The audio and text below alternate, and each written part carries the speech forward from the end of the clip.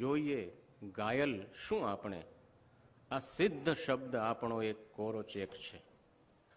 આવા સિદ્ધ શબ્દના કોરા ચેકથી ડૉક્ટર શરદ ઠાકરે અમદાવાદની કિડની ઇન્સ્ટિટ્યૂટ, કલોલમાં આવેલી અપંગ બહેનોની મંથન સંસ્થા, પોલિયો ફાઉન્ડેશન, સુરેશ સોનીની કુષ્ઠરોગ સંસ્થા, ગોરજ મુનિ સેવાશ્રમ, રાજપીપળાના વાલ્મીકી સેવા સંઘને પોતાની કોલમ દ્વારા ફંડ ભેગું કરી આપ્યું છે. અને એમ મેં કહ્યું તેમ લોકસેવાનું કામ પણ શબ્દના માધ્યમથી ડૉક્ટર સાહેબે કર્યું છે. હું ડૉક્ટર શરદ ઠાકરને વિનંતી કરું પોતાના વિચારો રજૂ કરવાને માટે. ડૉક્ટર શરદ ઠાકર.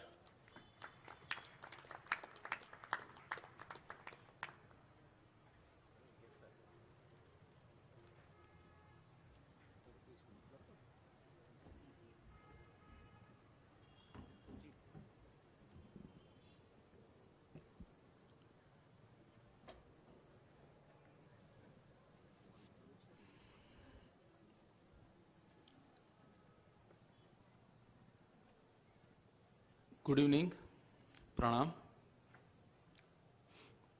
मंच पर विराजमान कुलपति साहेब डॉक्टर पेथाणी साहेब, मेहुल भाई रूपाणी, जेमना घरे वर्षों पहला हूँ एक बार जमी आव्यो छूं. मारा दांत में एमनु अन्न चोटेलू है, एमनु अभिवादन करूँ छूं. राजकोट खातेना मारी मैत्रीना कायमी सरनामा जेवा डॉक्टर विजय देसाणी साहेब, पूर्व वीसी, कवि मित्र नितिन वडगामा, ज्वलंत छाया, खास उल्लेखनीय राजकोटना तमाम आगेवान डॉक्टर मित्रों. हूँ जे मातृ संस्था में MBBS पास करी चूक्यो हतो, एमां ज बधा भणेला मारा भाईओ, एमने ज्यारे मळुं छुं, कारण के हूँ तो पछी अमदावाद जईने सेटल थयो, एटले ज्यारे ज्यारे राजकोट आવું છું અને આ બધા મિત્રોને મળું છું ત્યારે મને એવું ફીલ થાય છે કે 30-35 વર્ષ પછી સાસરે ગયેલી દીકરી પાછી પિયરમાં આવી હોય.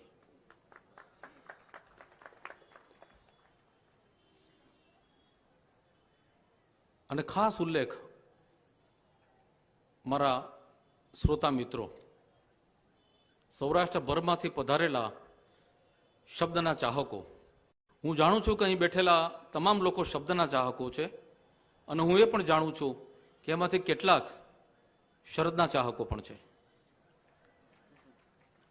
आवी कड़कड़ती टाढमां रात्रिना समये अहीं पधारेला तमाम साहित्य रसिक मित्रोनुं हूँ तापणा जेवुं हुंफाळुं स्वागत करूं छुं.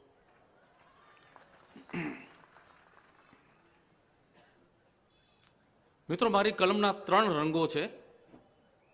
जे लोग 25 वर्षथी मारी कलम ने फॉलो करे छे जानता हशे. एक सफेद रंग है, जे डॉक्टरनी डायरीनो सफेद रंग, जे दया करुणा अने ममतानो सफेद रंग है, जे डॉक्टरे धारण करेला एप्रननो सफेद रंग है, जे मारा गरीब दर्दीओनी आंख भीजी गयेला आंसूनो सफेद रंग है. 25 वर्षथी हूँ ए श्वेत रंगनी खेती करतो आव्यो छुं. बीजो रंग है गुलाबी रंग.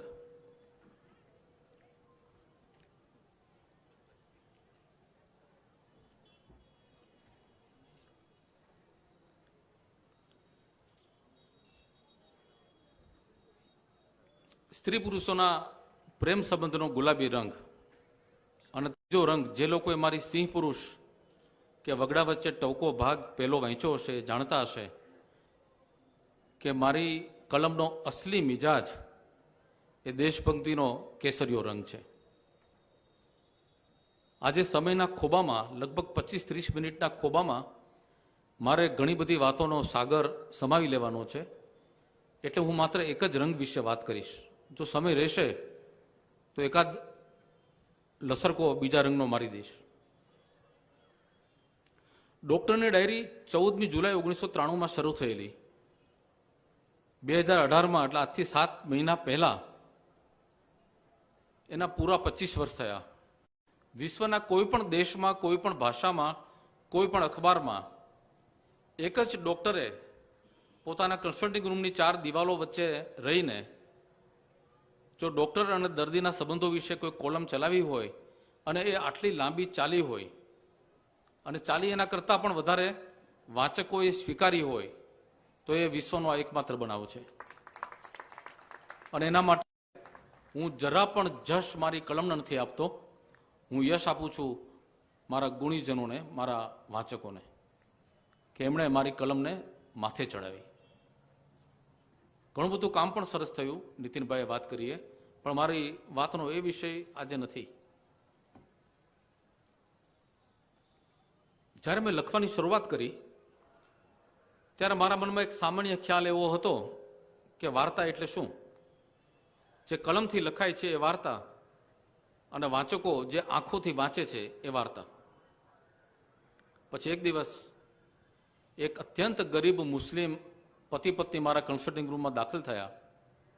ગાંધીજી જેને છેવાડાનો માણસ કહેતા હતા, એનું કોઈ જો પ્રતિનિધિત્વ તમારે જોવું હોય ને તો એ મુસ્લિમ કપલને જોઈ લેવું.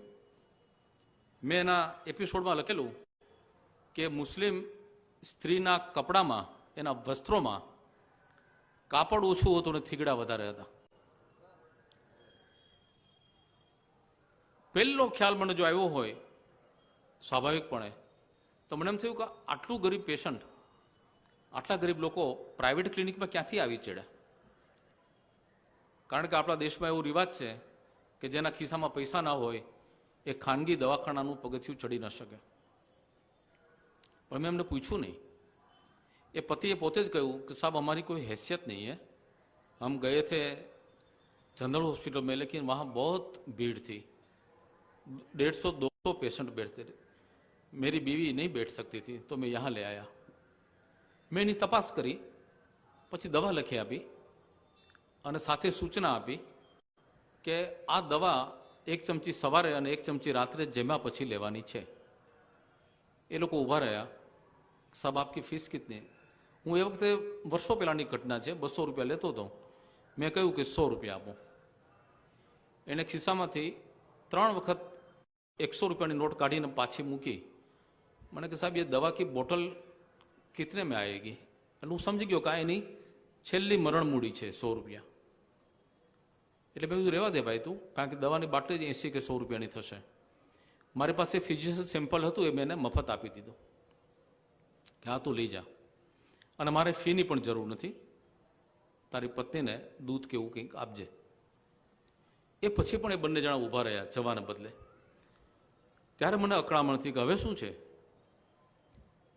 ત્યારે એ પુરુષે કહ્યું મને કે સાहब आपने बोला ना कि 1 चम्मच सुबह 1 चम्मच शाम, मेरे घर में चम्मच नहीं है. આથી ચિરાઈ ગઈ. એ લોકો ગયા. એ પછી હું આ એપિસોડ લખવા બેઠો. એ એપિસોડ વાંચીને વાંચકોના જે ફીડબેક આવ્યા છે ત્યારે મને ખબર પડી કે વાર્તા શાહીથી નથી લખાતી અને વાર્તા આંખોથી નથી વંચાતી. વાર્તા અરેરાટીમાંથી લખાય છે અને આંસુઓથી વંચાય છે. અને પછી એક દિવસ બપોરના 12 વાગે ઇન્ડિયન આર્મીનો એક શીખ જવાન એની સુંદર પંજાબી પત્નીને લઈને કન્સલ્ટિંગ રૂમમાં દાખલ થાય છે. હું જાણે કોઈ આર્મી ચીફ હું એ રીતે મને બૂટ ઠોકીને સલામ કરે છે. એની પત્ની પ્રેગ્નન્ટ છે. મને કહે છે કે સાहब मेरी अमानत आपको सौंपने आया हूँ, मैं तो मोर्चे पे जा रहा हूँ, यहाँ मेरा ससुराल है कैंटोनमेंट में, इसकी डिलीवरी आपको करवानी है. शायद मैं उस वक्त आ न सकूं, लेकिन मुझे टेलीग्राम से खबर भेज देना.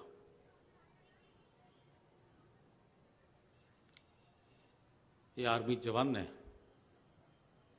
ત્યાર પછી મેં ક્યારે જોયો નથી, કોઈએ જોયો નથી, એની પત્નીએ પણ જોયો નથી. એ દિવસે આખી રાતની મહેનત પછી સવારે 6 વાગે મેં એની ડિલિવરી કરાવી. દીકરો જન્મ વોર્ડમાં શિફ્ટ કરી. 2 કલાક હું આરામ કરવા માટે ઉપર ઘરે ગયો. જ્યારે 12 વાગે હું રાઉન્ડ લેવા આવ્યો ત્યારે મોટી હોનારત થઈ ગઈ હતી. એ સ્ત્રી સૂતી હતી, કોરી ધાકોર આંખો સાથે સ્તબ્ધ બનીને. એના સાસુ સસરા ઊભા હતા, એના મમ્મી પપ્પા, પેલા જવાનના સાસુ સસરા, અને હાથમાં ટેલિગ્રામ હતો, અને એમણે મને વંચાયો. આતંકવાદીઓ સામે લડતા લડતા એ શીખ બચ્ચો શહીદ થયો હતો. એ વાર્તા બપોરે 3 વાગે હું લખવા બેસી ગયો. આખી રાતનો ઉજાગરો હતો તો પણ. અને એ વાર્તા વંચાયા પછી જે લોકોનો જે જબરદસ્ત ફીડબેક આવ્યો છે, ત્યારે તો મોબાઈલ હતા નહીં, લોકો પોસ્ટકાર્ડ લખતા. રોજના 35 થી 40 પોસ્ટકાર્ડ આવે. લેન્ડલાઇનમાં ફોનનો અવિરત ટંકાર ચાલુ હોય. કેટલા બધા લોકો રૂબરૂ મળવા આવ્યા. એ શહાદતમાં શરીક થયા. ત્યારે મને સમજાયું કે વાર્તા પેનથી નથી લખાતી, વાર્તા આંખોથી નથી વંચાતી. જ્યારે લેખકના હૈયામાં ટીસ ઉઠે છે ત્યારે વાર્તા લખાય છે, અને વાચકોના ગળામાંથી ચીસ ફૂટે છે ને ત્યારે વાર્તા લખાય છે.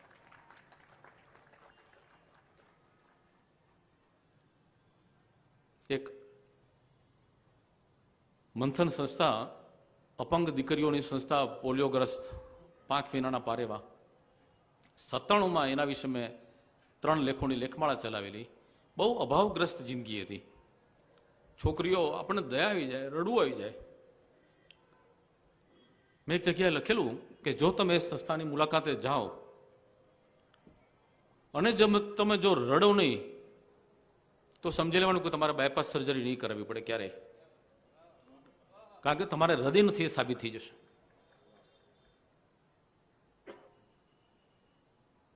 ઘણું બધું ડોનેશન આવ્યું. આજે તો જ્યાં વગડો હતો ત્યાં વૃંદાવન ઊભું છે. 62 દીકરીઓ હતી, ત્યાં 450 દીકરીઓ છે. અને ખાલી માત્ર આ લેખ લેખા પછી જે ઘટનાક્રમ બન્યો છે એ હું આલેખવા બેસું ને તો એક આખું પુસ્તક થાય. પણ મારે ખાલી એક જ ઘટના કેવી છે, જે મેં બહુ ઓછી જગ્યાએ કહી છે. સવારના 10 વાગે એક સાધુ આવ્યા મારા ક્લિનિકમાં. હું મારા ઘરે હતો. અમારા સ્ટાફના બેને એજ યુઝ્યુઅલ એને બગાડવાનો પ્રયત્ન કર્યો.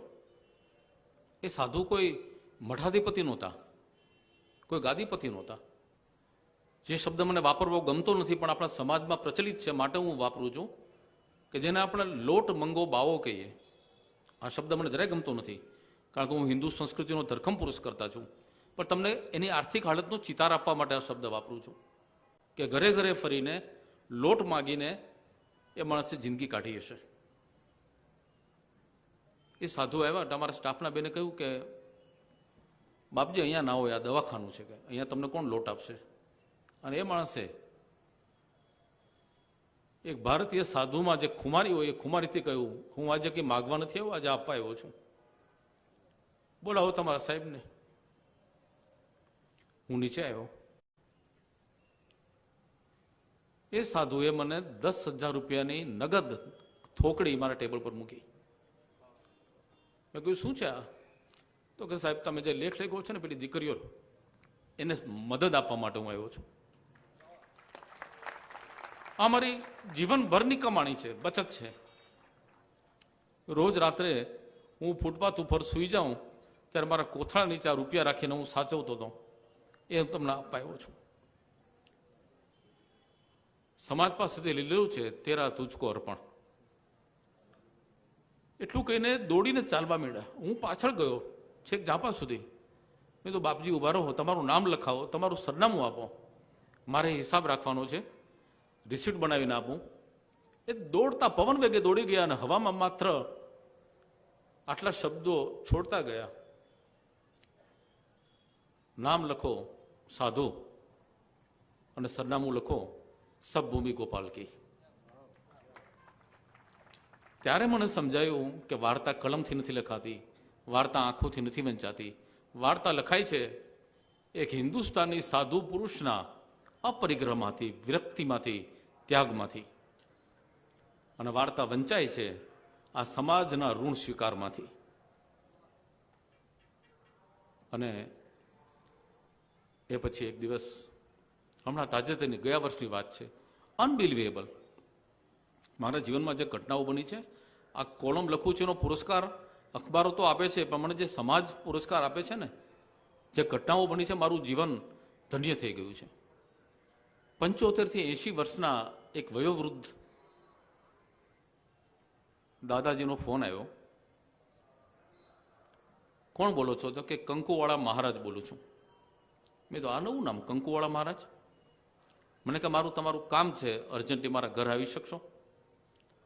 હવે આવું તો હું મારા ઇમરજન્સીમાં પેશન્ટ આવે તો પણ ઉપરથી નીચે નથી આવતો, પણ જ્યારે 80 વર્ષના દાદાજી બોલાવતા હોય ત્યારે એમાં કંઈક વાર્તા પડેલી હશે.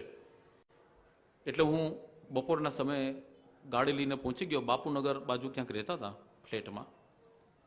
વૃદ્ધ હતા, આધાર હતા, અશક્ત હતા, પણ માનસિક રીતે પૂરેપૂરા સ્વસ્થ હતા. મને બેસાડ્યો. 50,000 રૂપિયાની 2 થોકડી મારા હાથમાં મૂકી. મેં તો મારા પૈસામાં રસ નથી, તમારી વાતમાં રસ છે. શું કરતા હતા? બહુ રસ પડે એવી વાત છે. મને તો એ નામમાં રસ હતો, કંકુવાળા મહારાજ એટલે શું? મને કે સાહેબ, જિંદગીભર પગે ચાલીને અમદાવાદની અલગ અલગ એરિયામાં, અલગ અલગ સોસાયટીમાં હું ફેરી કરતો હતો. ખભે થેલો હોય, થેલામાં સ્ત્રીના સૌભાગ્યની બધી ચીજવસ્તુઓ વેચતા હોય. કંકુ હોય, બંગડી હોય, ચાંદલા હોય.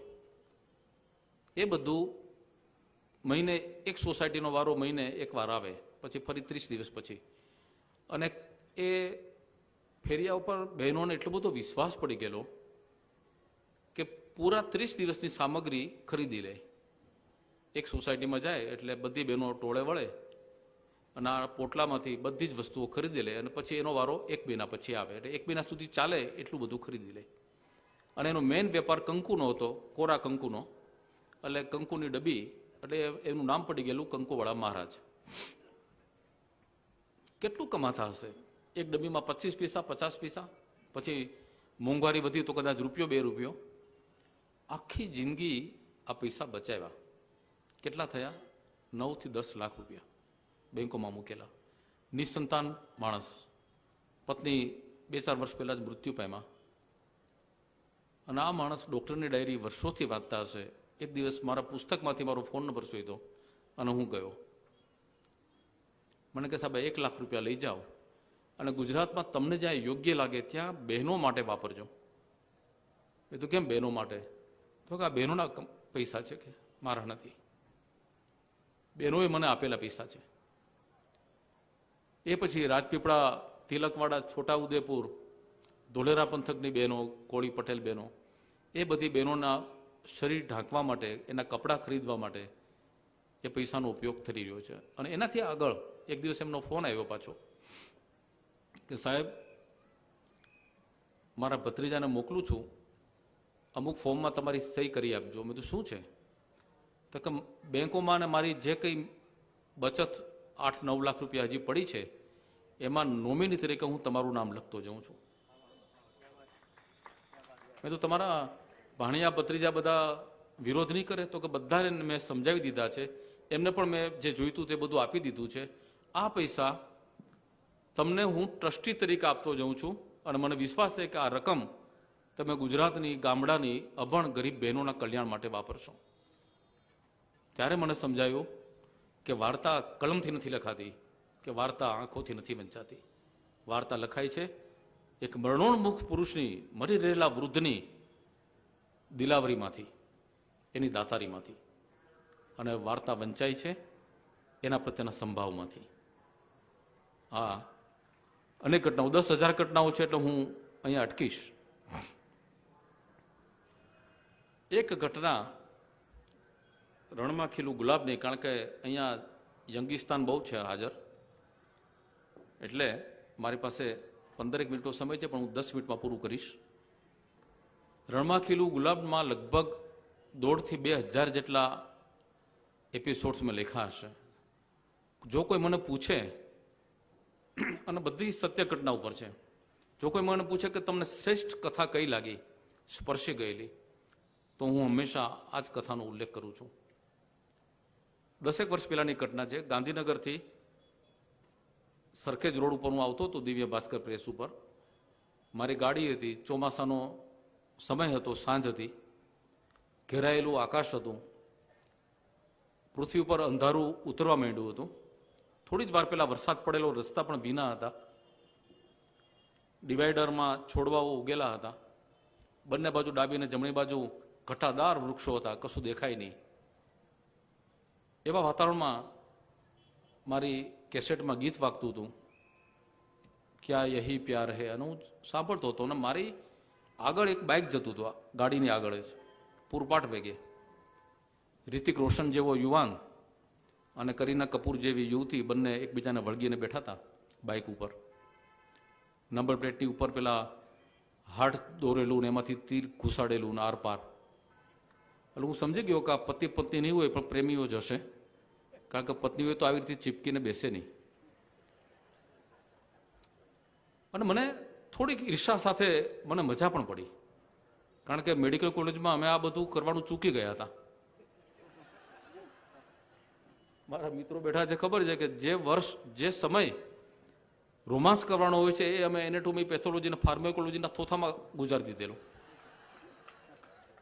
એટલે મને આ વગર ટિકિટનું પિક્ચર જોવાની બહુ મજા આવી. એટલે મેં બરાબર મારી ગાડીની સ્પીડ એ બાઇકની પ્રમાણે જ રાખી, જેથી એ લોકો છટકી ના જાય આગળ. રસ્તા ભીના હતા, અંધારું થવા માંડ્યું ને અચાનક પેલા યુવાને જોરદાર બ્રેક મારી, શોર્ટ બ્રેક. ચીંક અને બ્રેક લાગી અને ગાડી સ્લીપ થઈ ગઈ એની બાઇક, અને રસ્તાની ડાબી બાજુએ ફેંકાઈ ગયા. રિતિક રોશન આ તરફ અને કરીના કપૂર આ તરફ. મેં પણ ગાડીને સાઈડમાં લીધી, દોડીને પહોંચી ગયો. પેલા યુવાનને બાવડું પકડીને ઊભો કર્યો. પેલી યુવતીને જરા પ્રેમથી ઊભી કરી, વધારે નજાકતથી. સ્ત્રી દાક્ષિણ્ય, બીજું કંઈ નહીં.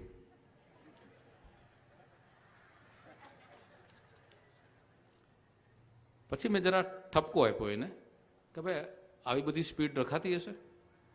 આ તો ઠીક છે, મારી ગાડી થોડીક દૂર હતી, બાકી ગાડી તારી ઉપર ફરી વળત. મને કે સાહેબ જવા દો ને, બ્રેક મારવી જ પડે એમ હતી. મેં તો શું થયું? તો કે રસ્તાની ઉપર મારી હેડલાઇટમાં મેં જોયું, ગાડીના પ્રકાશમાં, બાઇકના પ્રકાશમાં, કે એક લાંબો 8-10 ફૂટ લાંબો કાળોતરો નાગ રોડ ક્રોસ કરતો હતો. અને જો મેં બ્રેક ના મારી હોત તો એની પૂંછડી ઉપર કેમ જાત અને કદાચ પેલો ડંખ મારી દેત તો. એટલે મારે ગભરાઈને મેં બ્રેક મારી દીધી. મેં તો ક્યાંય જોયું નહીં. ક્યાં ગયો? તો કે આ વચ્ચેના ડિવાઈડરના ખાડામાં ગયો છે એમ કે. એમ જોયું ને પછી ફેંકાઈ ગયા હતા.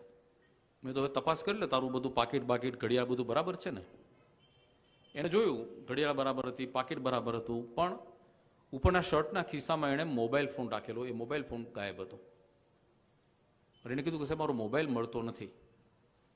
આ વાત જ્યારે એણે કહી એ સાથે જ એની પ્રેમિકા ગુસ્સે થઈ ગઈ કે હજી હમણાં 3 દિવસ પહેલા તારે બર્થડે ઉપર મેં તને ગિફ્ટ આપેલો 14,000 રૂપિયાનો મોબાઈલ. એ વખતે 14,000 રૂપિયા બહુ વધારે હતા, અને તને કંઈ મારા પ્રેમની કોઈ દરકાર નથી, તું મારી ગિફ્ટ સાચવતો નથી, તારું બીજું કશું જ ના ગયું, મારો મોબાઈલ જ તે કેમ ખોઈ નાખ્યો?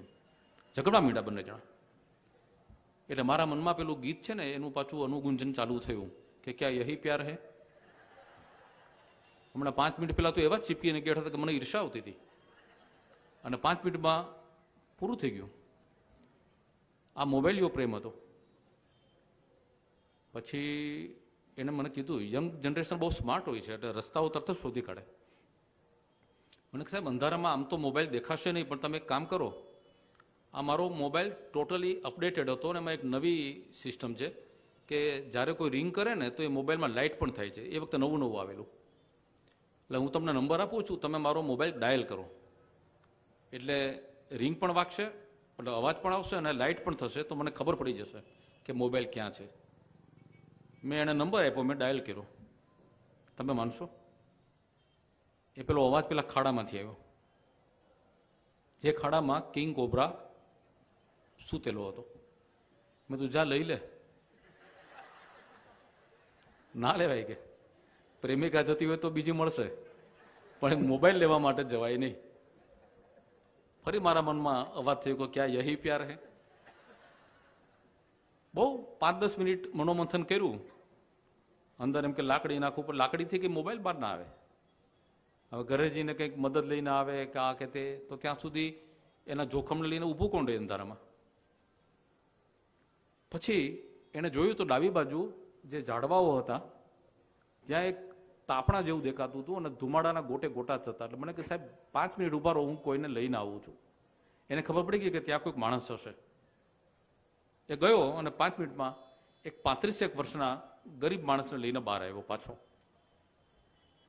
એને પેલો ખાડો બતાવ્યો કે પેલા ખાડામાં મોબાઈલ છે, એ જો તું કાઢી આપે તો હું તને 40 રૂપિયા આપીશ. પેલો માણસ તૈયાર થઈ ગયો. મેં તો ઉભો રહો ભાઈ, 1 મિનિટ, તને આણે કે બીજું કંઈ કહ્યું છે ખરું? તો કે ના સાહેબ, બીજું કંઈ નથી કહ્યું. તો મેં તો ભાઈ તું એટલો તો વિચાર કર કે 40 રૂપિયા તને ખાલી મોબાઈલ કાઢવાના ના આપે, એની પાછળનું કોઈ કારણ છે. તો કે શું છે? મેં તો અંદર કિંગ કોબરા છે, કાળોતરું ઝેરી નાગ, એટલે તો આ હીરો અંદર હાથ નાખતો નથી. પેલો ગરીબ માણસ 2-3 મિનિટ અવઢવમાં ઊભો રહ્યો. પછી એણે કહ્યું કે કંઈ વાંધો નહીં સાહેબ, મને 40 રૂપિયા આપો, હું કાઢી આપીશ. હું લાચાર હતો. મેં ફરીથી રિંગ મારી. એ ખાડાના ધાર ઉપર જઈને બેઠો. જેવી લાઇટના ઝબકારા થયા, એને ત્રાટક કરતો હોય એ રીતે થોડી વાર જોયા કર્યું. પછી સેકન્ડના 10મા ભાગમાં એના હાથ અંદર નાખ્યો અને મોબાઈલ કાઢી લીધો.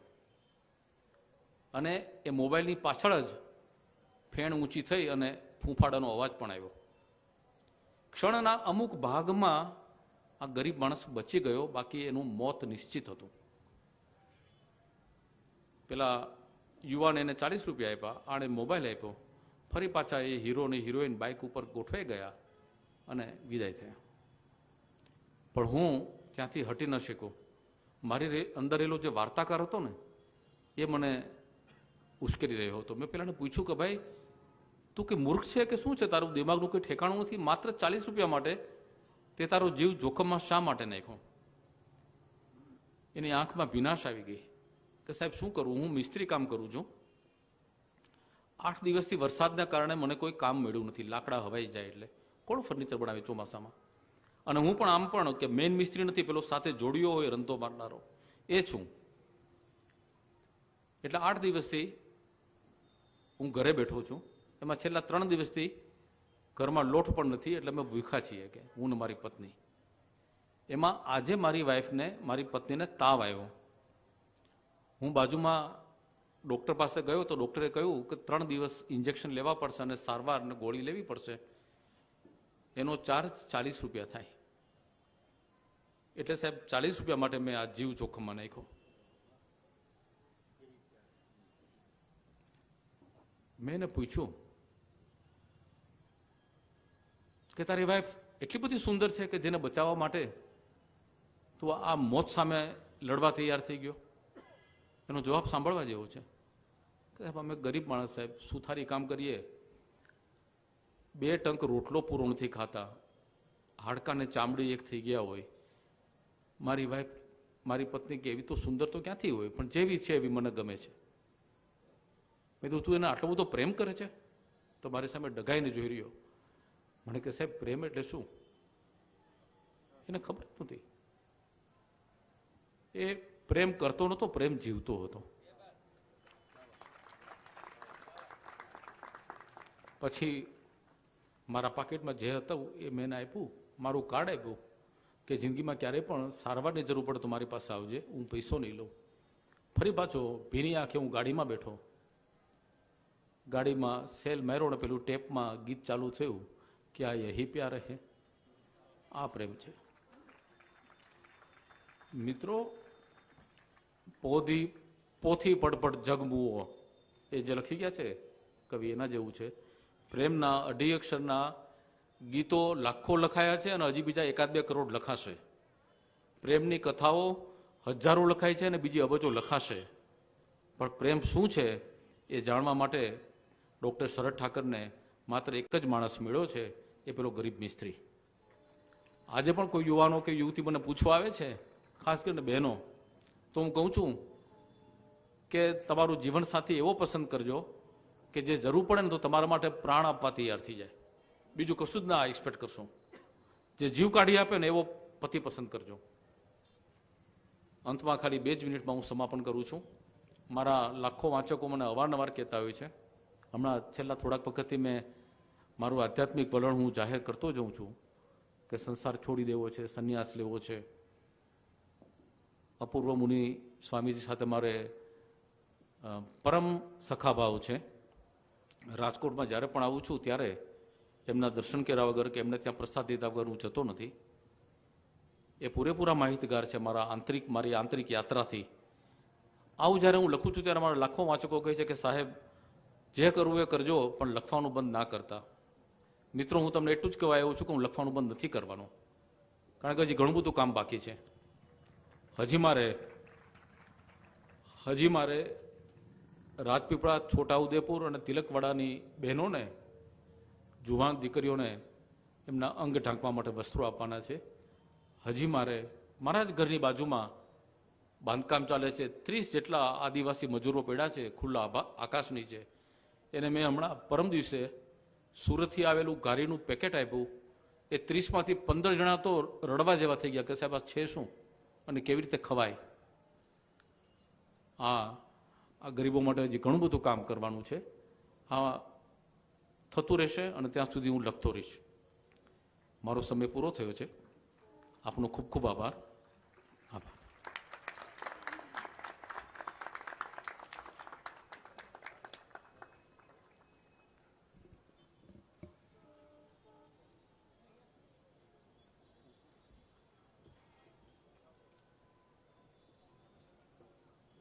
શબ્દની તાકાત અને ત્રેવડ કેવી હોય છે, અને સાથોસાથ શબ્દની પવિત્રતા કેવી હોય છે, એનો અંદાજ આપણને ડૉક્ટર શરદ ઠાકરના વક્તવ્યમાંથી સુપેરે આવ્યો. એમની કલમના 3 રંગો માહેના એક રંગની જ વાત સમયની સીમામાં રહી અને શરદભાઈ આપણને કરી, અને ખરેખર આપણે પણ ભાવાર્દ્ર બની ગયા. ઘણા વાચકોના પ્રશ્નો હોય છે સર્જકને કે ભાઈ તમે જે કંઈ લખો છો એ ક્યાંથી સામગ્રી મેળવો છો, ને પાત્રો ક્યાંથી મળે છે, ને વસ્તુ ક્યાંથી મળે છે, સર્જનની પ્રક્રિયા કેવી છે, એ બધાનો હિસાબ આ ઓછા સમયમાં પણ શરદભાઈ બહુ સારી રીતે આપણને આપ્યો. અને આખરે તો એ બધામાંથી એક સાર એ આવ્યો કે સર્જક માત્ર શબ્દની સાથે કામ પાડે છે ત્યારે જે એક મજાનું રૂપ એમાંથી નિર્માણ પામે છે, એના મૂળમાં તો કોઈને કોઈ પીડા હોય છે. કહે કોણ ગાફિલ કે ગઝલો લખાતી, જે ટપકે કલમથી એ આંસુ ગઝલ છે. કવિ શ્રી મનુભાઈ ત્રિવેદી ગાફિલ એ ગઝલના સંદર્ભમાં કહે છે કે કહે કોણ ગાફિલ કે ગઝલો લખાતી, જે ટપકે કલમથી એ આંસુ ગઝલ છે. ચાહે ગઝલ લખાય, ચાહે વાર્તા લખાય, તો એના મૂળમાં તો આ આંસુ છે, મૂળમાં આ પીડા છે, મૂળમાં આ કરુણા છે. સ્વાનુભવમૂલક એવા કેટલા બધા પ્રસંગો કહી અને કેટલી બધી વાર્તાઓના સંદર્ભો આપી અને શરદભાઈએ આપણને ધન્ય કર્યા. આપણે આભારી છીએ ડૉક્ટર શરદ ઠાકરના. આજના બીજા વક્તા જ્વલંત છાયા. આ તરવરાટ સાહિત્ય સંધ્યા છે, અને આપણે એમ અવશ્ય કહી શકીએ કે જ્વલંત છાયા સ્વયં તરવરાટનું એક મૂર્ત રૂપ છે. એક યુવા લેખક, યુવા પત્રકાર, યુવા સાહિત્યકાર એ શબ્દની સાથે કઈ રીતે કામ પાડે છે એ જાણવું પણ આપણને ગમે. જ્વલંત છાયા સૌરાષ્ટ્ર યુનિવર્સિટીમાં BJMC અને MJMC સુધીનો અભ્યાસ કરી ચૂક્યા છે. ગુજરાત સમાચાર, આજકાલ, જય હિન્દ, સાંજ સમાચાર, દિવ્ય ભાસ્કર, આ બધા વર્તમાન પત્રોમાં એમણે જુદી જુદી ભૂમિકાઓ ભજવી છે. અને 2013માં તેઓ ચિત્રલેખામાં જોડાયા અને આજે ચિત્રલેખામાં સિનિયર કોરસ્પોન્ડન્ટ તરીકેની જવાબદારી સંભાળે છે.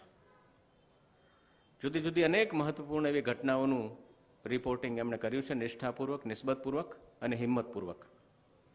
અને વિવિધ ક્ષેત્રોના મહાનુભાવોના ઇન્ટરવ્યૂઝ પણ કર્યા છે. સાહિત્ય ક્ષેત્રે એમને રસ છે, ટૂંકી વાર્તાઓ લખે છે, નિબંધો લખે છે. અને નાટક સાથેનો એમનો વિદ્યાર્થી કાળનો નાતો છે. કુંડલિયા કોલેજમાં ભણતા ત્યારનો એ નાટક સાથેનો એનો સંબંધ રહ્યો. અનેક નાટકોમાં અભિનય પણ કર્યા અને હમણાં થોડા સમય પહેલાં હું આત્મકથા છું એ 5 આત્મકથાના અંશોનું મંચન, નિર્માણ, લેખન, સંશોધન, પરિકલ્પના એ બધા જ્વલંત છાયાના રહ્યા. અને એકદમ હમણાં જ નજીકના દિવસોમાં 8મી ફેબ્રુઆરીના રોજ રંગી મોહન કે રંગ જેવું મહત્વાકાંક્ષી એવું નાટક એ પણ આપણે માણ્યું. તો સાહિત્ય અને સંગીત, સાહિત્ય અને પત્રકારત્વ એ બંનેની સાથે જેમનો જીવંત નાતો છે અને જેમની ધીરતા, ગંભીરતા પૂર્વક એ ખેવના કરે છે, સાધના કરે છે, એવું એક વ્યક્તિત્વ, આપણા નગરનું જ વ્યક્તિત્વ, નામે જ્વલંત છાયા આપણી વચ્ચે છે. હું જ્વલંત છાયાને વિનંતી કરું એમના વક્તવ્યને માટે. શ્રી જ્વલંત છાયા.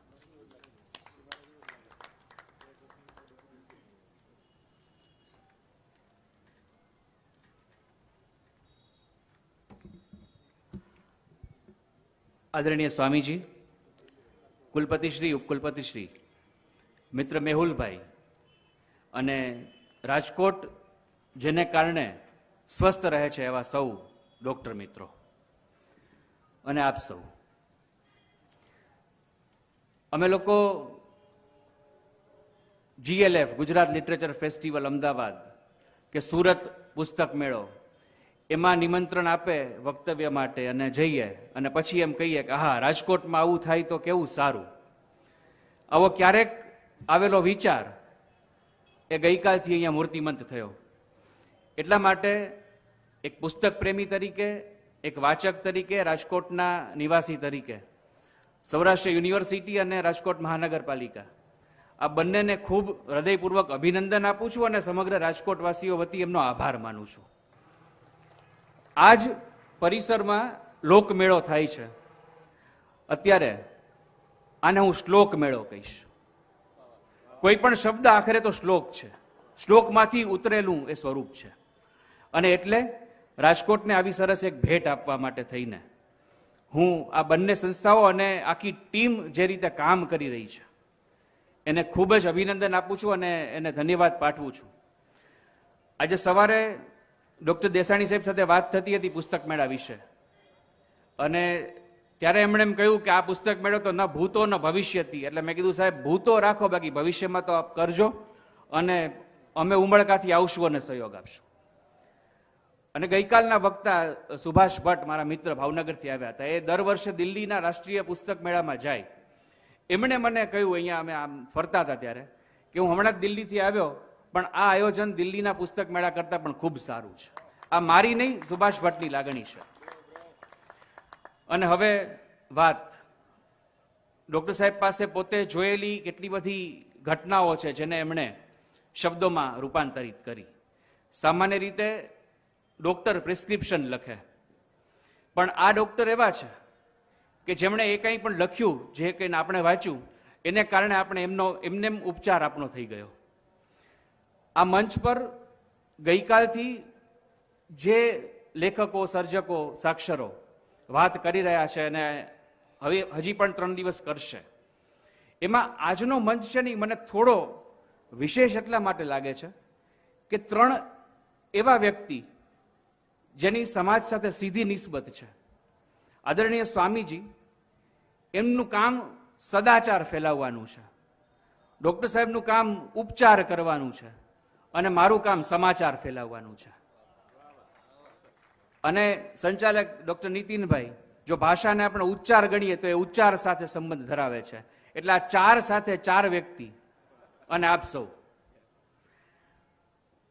પત્રકારત્વ અને સાહિત્ય, જેમ ડૉક્ટર સાહેબે પોતાની વાત કહી એમ મારી પોતાની કોઈ લખેલી ટૂંકી વાર્તા વિશે હું વાત નહીં કરું, પણ જે એમણે કહ્યું કે મારી પાસે આ કેસરીયો રંગ છે, મારી પાસે અનેક રંગની વાતો અત્યાર સુધી આવી છે અને મેં એને મારા ચશ્મા ઉતારીને, જ્યારે ચશ્મા નહોતા ત્યારે અને પછી ચશ્મા ઉતારીને નરી આંખે જોઈ છે.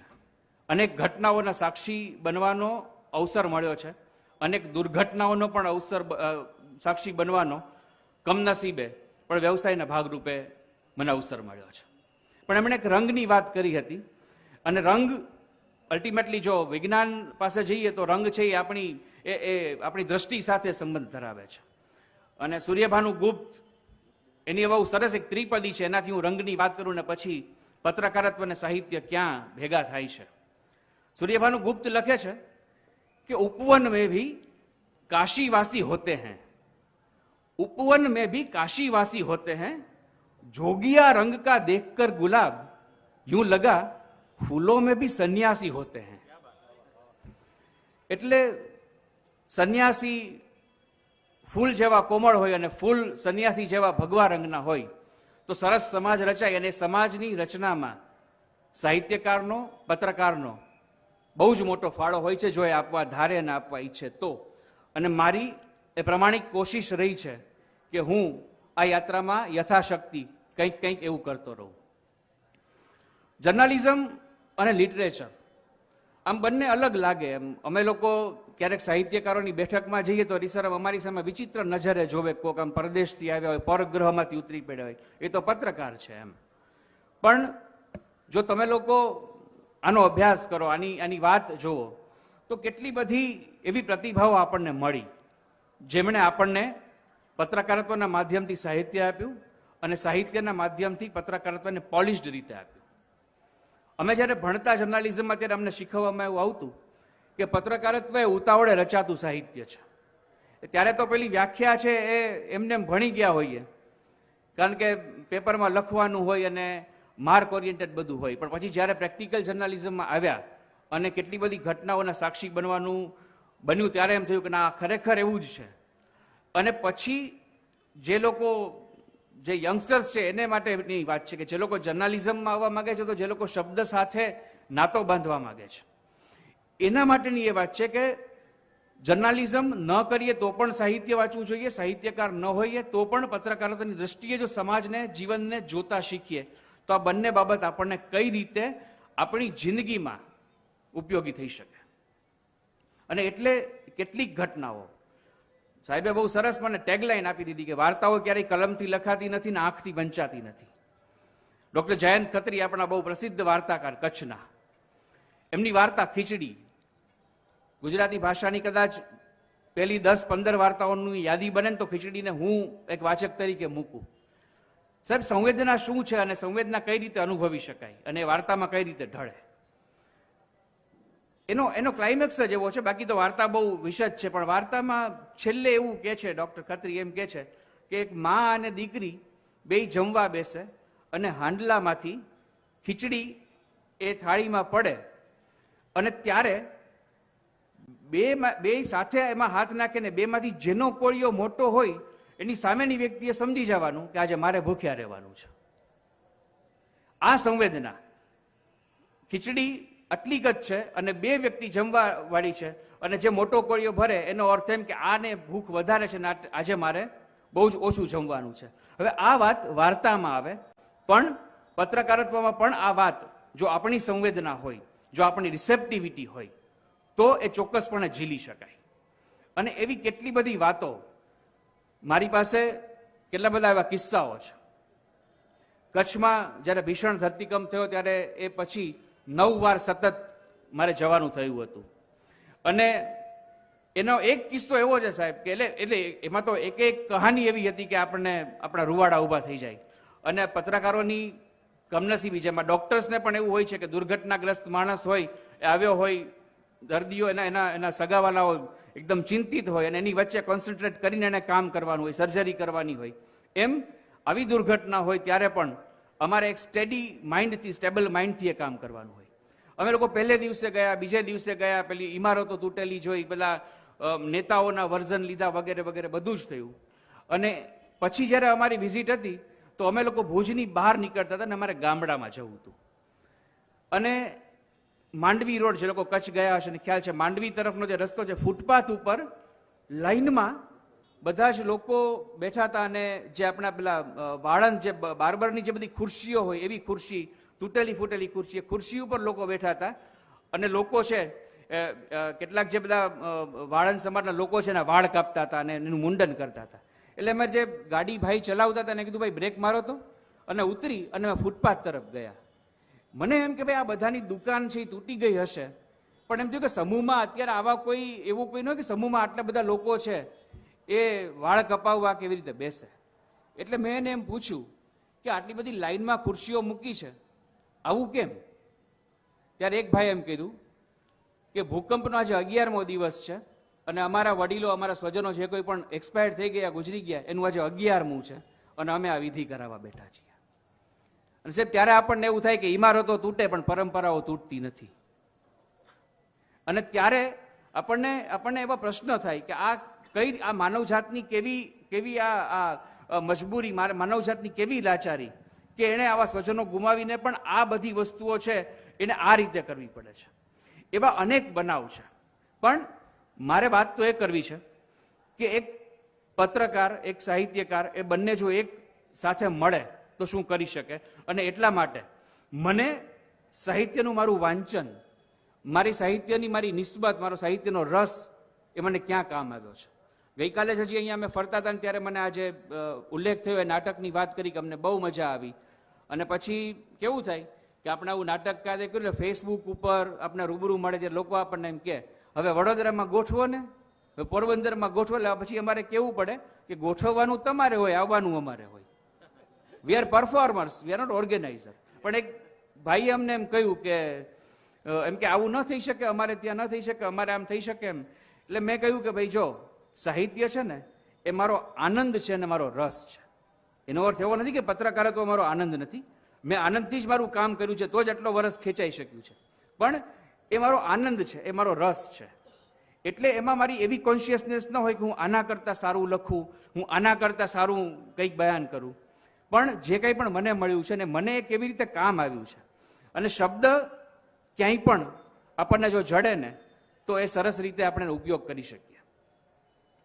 જેમ જેમ આપણે વાંચતા જઈએ, જેમ જેમ ઘડાતા જઈએ, એમ કોઈ પણ ઘટનાને મૂલવવાની અને એને લોકો સમક્ષ મૂકવાની. અલ્ટિમેટલી અમારું કામ તો એ છે કે જે કોઈ પણ એક ઘટના બની છે એ લોકોની સમક્ષ એક શિસ્ત શૈલીમાં મૂકવાની છે. આજનો આખો યુગ જુદો છે. આજે દરેક વ્યક્તિ પત્રકાર છે, દરેક વ્યક્તિ ફોટોગ્રાફર છે, દરેક વ્યક્તિ સેલ્ફી લે છે અને પછી આઈ એમ એટ હિયર એવું લખી તરત અપલોડ કરે છે. 15-20 વર્ષ પહેલા, 25 વર્ષ પહેલા આ સ્થિતિ નહોતી. અને ત્યારે એવું હતું કે 1 છાપું, 2 છાપું, 12 છાપા આવે અને એ વાચકો વાંચે. હવે આજે બધા પાસે શેર કરવા માટે કંઈક છે. It is a time of collective wisdom. બધા પાસે કંઈક શેર કરવાની વસ્તુ છે, બધા પાસે કંઈક સમાચાર છે અને બધા જ વાચક છે, બધા દર્શક છે. આ સ્થિતિમાં આપણી ભાષાની સમૃદ્ધિ જો હોય તો શું કામ આવી શકે. હમણાં જ આપણે રાજકોટમાં સ્વામિનારાયણ મંદિરનો દ્વિદશાબ્દી મહોત્સવ ઉજવ્યો અને રાજકોટના અખબારોએ, ચેનલોએ એનું બહુ સરસ રિપોર્ટિંગ કર્યું. ભરપૂર એની વાતો આપણે જાણી અને માણી. અદ્ભુત એ કાર્ય હતું. બધાએ લખ્યું. એમાં મારે જે ભાગે લખવાનું આવ્યું એમાં એટલું બધું નવું નહોતું. મેં કેટલીક વિગતો એવી લખી જે બીજા છાપાઓમાં નહોતી. એ એક્સક્લુઝિવિટી હોય ને અમારે જાળવવી પડે. પણ મેં એનું હેડિંગ, જે આખો અહેવાલ હતો એનું હેડિંગ જે આપ્યું ને એ એવું હતું કે જે બીજા એક પણ અખબારમાં, ચેનલમાં નહોતું. એનું હેડિંગ એ હતું કે તારી ઉતરેલી પાઘ મને આપ મારા સ્વામી, તારી ઉતરેલી પાઘ મને આપ મારા સ્વામી, મને ભગવા તે રંગ તણા ઓરતા. લોંગ બેક, લગભગ 17 વર્ષ પહેલા હરીન્દ્ર દવેની લખેલી આ કવિતા મેં દિલીપ ધોળકિયાના કંઠે સાંભળેલી, બસ આ મનમાં રહી ગયેલી. જો સાહિત્ય તરફ આપણી નિસ્બત હોય, સાહિત્ય તરફ આપણી દિશા હોય તો એ સાહિત્ય ક્યારે આવી રીતે કામ આવી જાય એ ખબર નહીં. અને જેમ ડોક્ટર સાહેબે એમ કહ્યું કે અમને એમ ટાઈમ નહોતો, એમ હું પણ નોકરીએ 22 વર્ષે લાગી ગયો હતો અને ભુજમાં. એટલે મારે પણ લગભગ એવો નિસ્બત, એવી કોઈ એવી તક જે છે, અવસર જે જુવાન છોકરા છોકરીને મળવા જોઈએ એવું માનું છું, મને મળ્યો નહોતો. એમાં કોની લાયકાત શું એ પછી તમે નક્કી કરજો. પણ સારું વાંચન કેવી રીતે કામ આવી શકે. ઐશ્વર્યા રાય જ્યારે પરણ્યા નહોતા ત્યારે દ્વારકા દર્શને આવ્યા હતા અને એનો આખો અહેવાલ છપાયો હતો. આપણે ત્યાં એવું બને, અમારે ત્યાં એવું કરવું પડે એમ કે ભગવાન તો મહત્વના છે જ, પણ દર્શન કરવા કોણ આવે છે ને વધારે મહત્વનું બની જાય. લાખો લોકો દર્શન કરે છે પણ ઐશ્વર્યાબેન આવે તો આપણે એનું લખવું પડે ને છાપવું પડે એમ. પછી અમે એમ વિચારતા હતા કે આમાં આવી રીતે કઈ રીતે આ અહેવાલ લખો કે ઐશ્વર્યા રાય આવ્યા અને પછી દર્શન કર્યું ને પ્રસાદ ધર્યો અને પછી જતા રહ્યા એમ. અને મને ઉદયન ઠક્કરનો એક દોહો યાદ આવ્યો અને it was on front page of Divya Bhaskar, બધી એડિશનમાં છપાણું હતું અને એમણે એટલે હેડિંગ તો એવું હોઈ શકે, સામાન્ય રીતે હેડિંગ એવું હોઈ શકે કે ઐશ્વર્યા રાયે ઠાકોરજીના દર્શન કર્યા. આ એક સમાચાર છે, અહેવાલ છે કે આવી રીતે થયું એમ. પણ એને જો રસાળ બનાવવું હોય, તમારા જેવા વાચકો સુધી સરસ રીતે પહોંચાડવું હોય તો કઈ રીતે થઈ શકે? અને એમાં સાહિત્ય પત્રકારત્વની મદદે કઈ રીતે આવી શકે? મેં ઉદયન ઠક્કરનો એક દોહો લખ્યો, એની ઉપરથી એની એટલા બધા ફોન આવ્યા હતા, એટલા બધા મેસેજ આવ્યા હતા, ત્યારે વોટ્સઅપ નહોતું. એ દોહો એવો હતો કે લઈ રસાલો રૂપનો કન્યા મંદિર જાય, લઈ રસાલો રૂપનો કન્યા મંદિર જાય, ઓહો હો દર્શન થઈ ગયા, બોલે જાદવરાય. ક્યાં ઠાકોરજી, ક્યાં ઐશ્વર્યા રાયના દર્શન કરવા જાય, ક્યાં ઉદયનભાઈ? પણ આ ક્યાંક વાંચેલી પંક્તિ ક્યાંક આવી જાય. આવા અનેક બનાવ છે, આવી અનેક ઘટનાઓ છે કે જ્યાં આપણે આ વસ્તુ ઇમ્પ્લિમેન્ટ કરી હોય. મને 8 વર્ષ પહેલા 38 વર્ષ પૂરા થયા ત્યારે એટલા માટે શરદભાઈ છે ને મારી ઓળખાણ આપતા હતા ડોક્ટર દેસાણીને કે હાજી મારાથી નાના છે એમ, એટલે પણ આમ દેખાતો નથી એટલે હું કહી દઉં એમ, આંકડાઓમાં પડવાનું કારણ એ છે. ત્યારે એક મિત્ર આવ્યા, હું લખતો હતો, કમ્પોઝ કરતો હતો એમ, મને કે બર્થડે છે એ કે આજે એમ કે તમે જન્મદિવસ છે પાર્ટી તો આપો એમ. અને અનાયાસે મારા મોઢામાંથી રાજેન્દ્ર શુક્લનો એક શેર સડી પડ્યો કે હોવું હવે ઉત્સવ આકંઠ શ્વસી લઈએ. જ્યારે આપણું એક્ઝિસ્ટન્સ છે એ સેલિબ્રેશન બની જાય. તો આવું વાંચેલું છે એ આપણને આપણા પત્રકારત્વમાં, આપણા વ્યવસાયમાં કામ આવી શકે. અને વ્યવસાયમાં, પત્રકારત્વમાં કામ આવી શકે એટલા માટે કહું છું, દરેક વ્યવસાયમાં કામ આવી શકે. અલ્ટિમેટલી કવિતા છે એ તો સંવેદનાની નોંધપોથી છે. એક ડોક્ટરની ડાયરી છે એમ કવિતા છે એ સેન્ટિમેન્ટ્સની ડાયરી છે. એટલે કોઈ પણ વ્યવસાયમાં કામ આવી શકે, કોઈ પણ પ્રોફેશનમાં તમે હો એ ઇમ્પ્લિમેન્ટ થઈ શકે. પણ પત્રકારત્વ અને સાહિત્ય બંને સમાંતર ચાલતા પ્રવાહ છે. અને જેમ અલકનંદા અને ભાગીરથી, જેમ મંદાકિની અને બીજી નદીઓ અને ગંગા અને યમુના અને સરસ્વતી એકમેકમાં ક્યારે ભળી જાય, ક્યારે પાછો એનો પ્રવાહ અલગ થઈ જાય ખબર નથી પડતી, એમ પત્રકારત્વ અને સાહિત્ય એ બંને સમાંતર ચાલતા, ક્યારેક એકમેકમાં ભળી જતા બે પ્રવાહ છે. અને હું એવું માનું છું કે એને ડિફાઇન કરવાની, છૂટા પાડવાની પણ જરૂર નથી. બંને એકબીજાને કામ આવી શકે. જર્નાલિઝમ એ સાહિત્યનું ઘણીવાર રો મટીરિયલ બની શકે છે. કેટલા એવા બનાવ, કેટલી એવી વાતો જેની ઉપરથી વાર્તા લખાણી હોય, જેની ઉપરથી નવલકથાઓ લખાઈ હોય. અને આપણે ત્યાં આપણી ભાષામાં, આપણે કોઈ ગુજરાતી ભાષાની જ વાત કરીએ તો આપણા કેટલા એવા આદ્ય પૂર્વસૂરીઓ જેણે આ બંને ક્ષેત્રમાં કામ કર્યું. નર્મદ, સૌ ચલો જીતવા જંગ બ્યુગલો વાગે, યા હોમ કરીને પડો ફતેહ છે આગે. આ નર્મદ ખૂબ સારા સાહિત્યકાર. એને નર્મકોશ નામનો આપણો પહેલો ભાષાનો કોશ આપ્યો.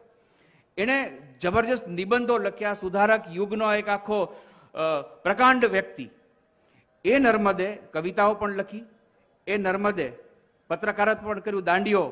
અને હું ઘણીવાર એવું કહેતો હોઉં છું કે જ્યારે ભગવાને રાસલીલા કરી ત્યારે આપણા નરસિંહ મહેતાએ મશાલ ઉપાડી હતી, અને સમાજમાં જ્યારે ત્રાસ લીલા શરૂ થઈ ને ત્યારે નર્મદે દાંડીઓ ઉપાડ્યો હતો.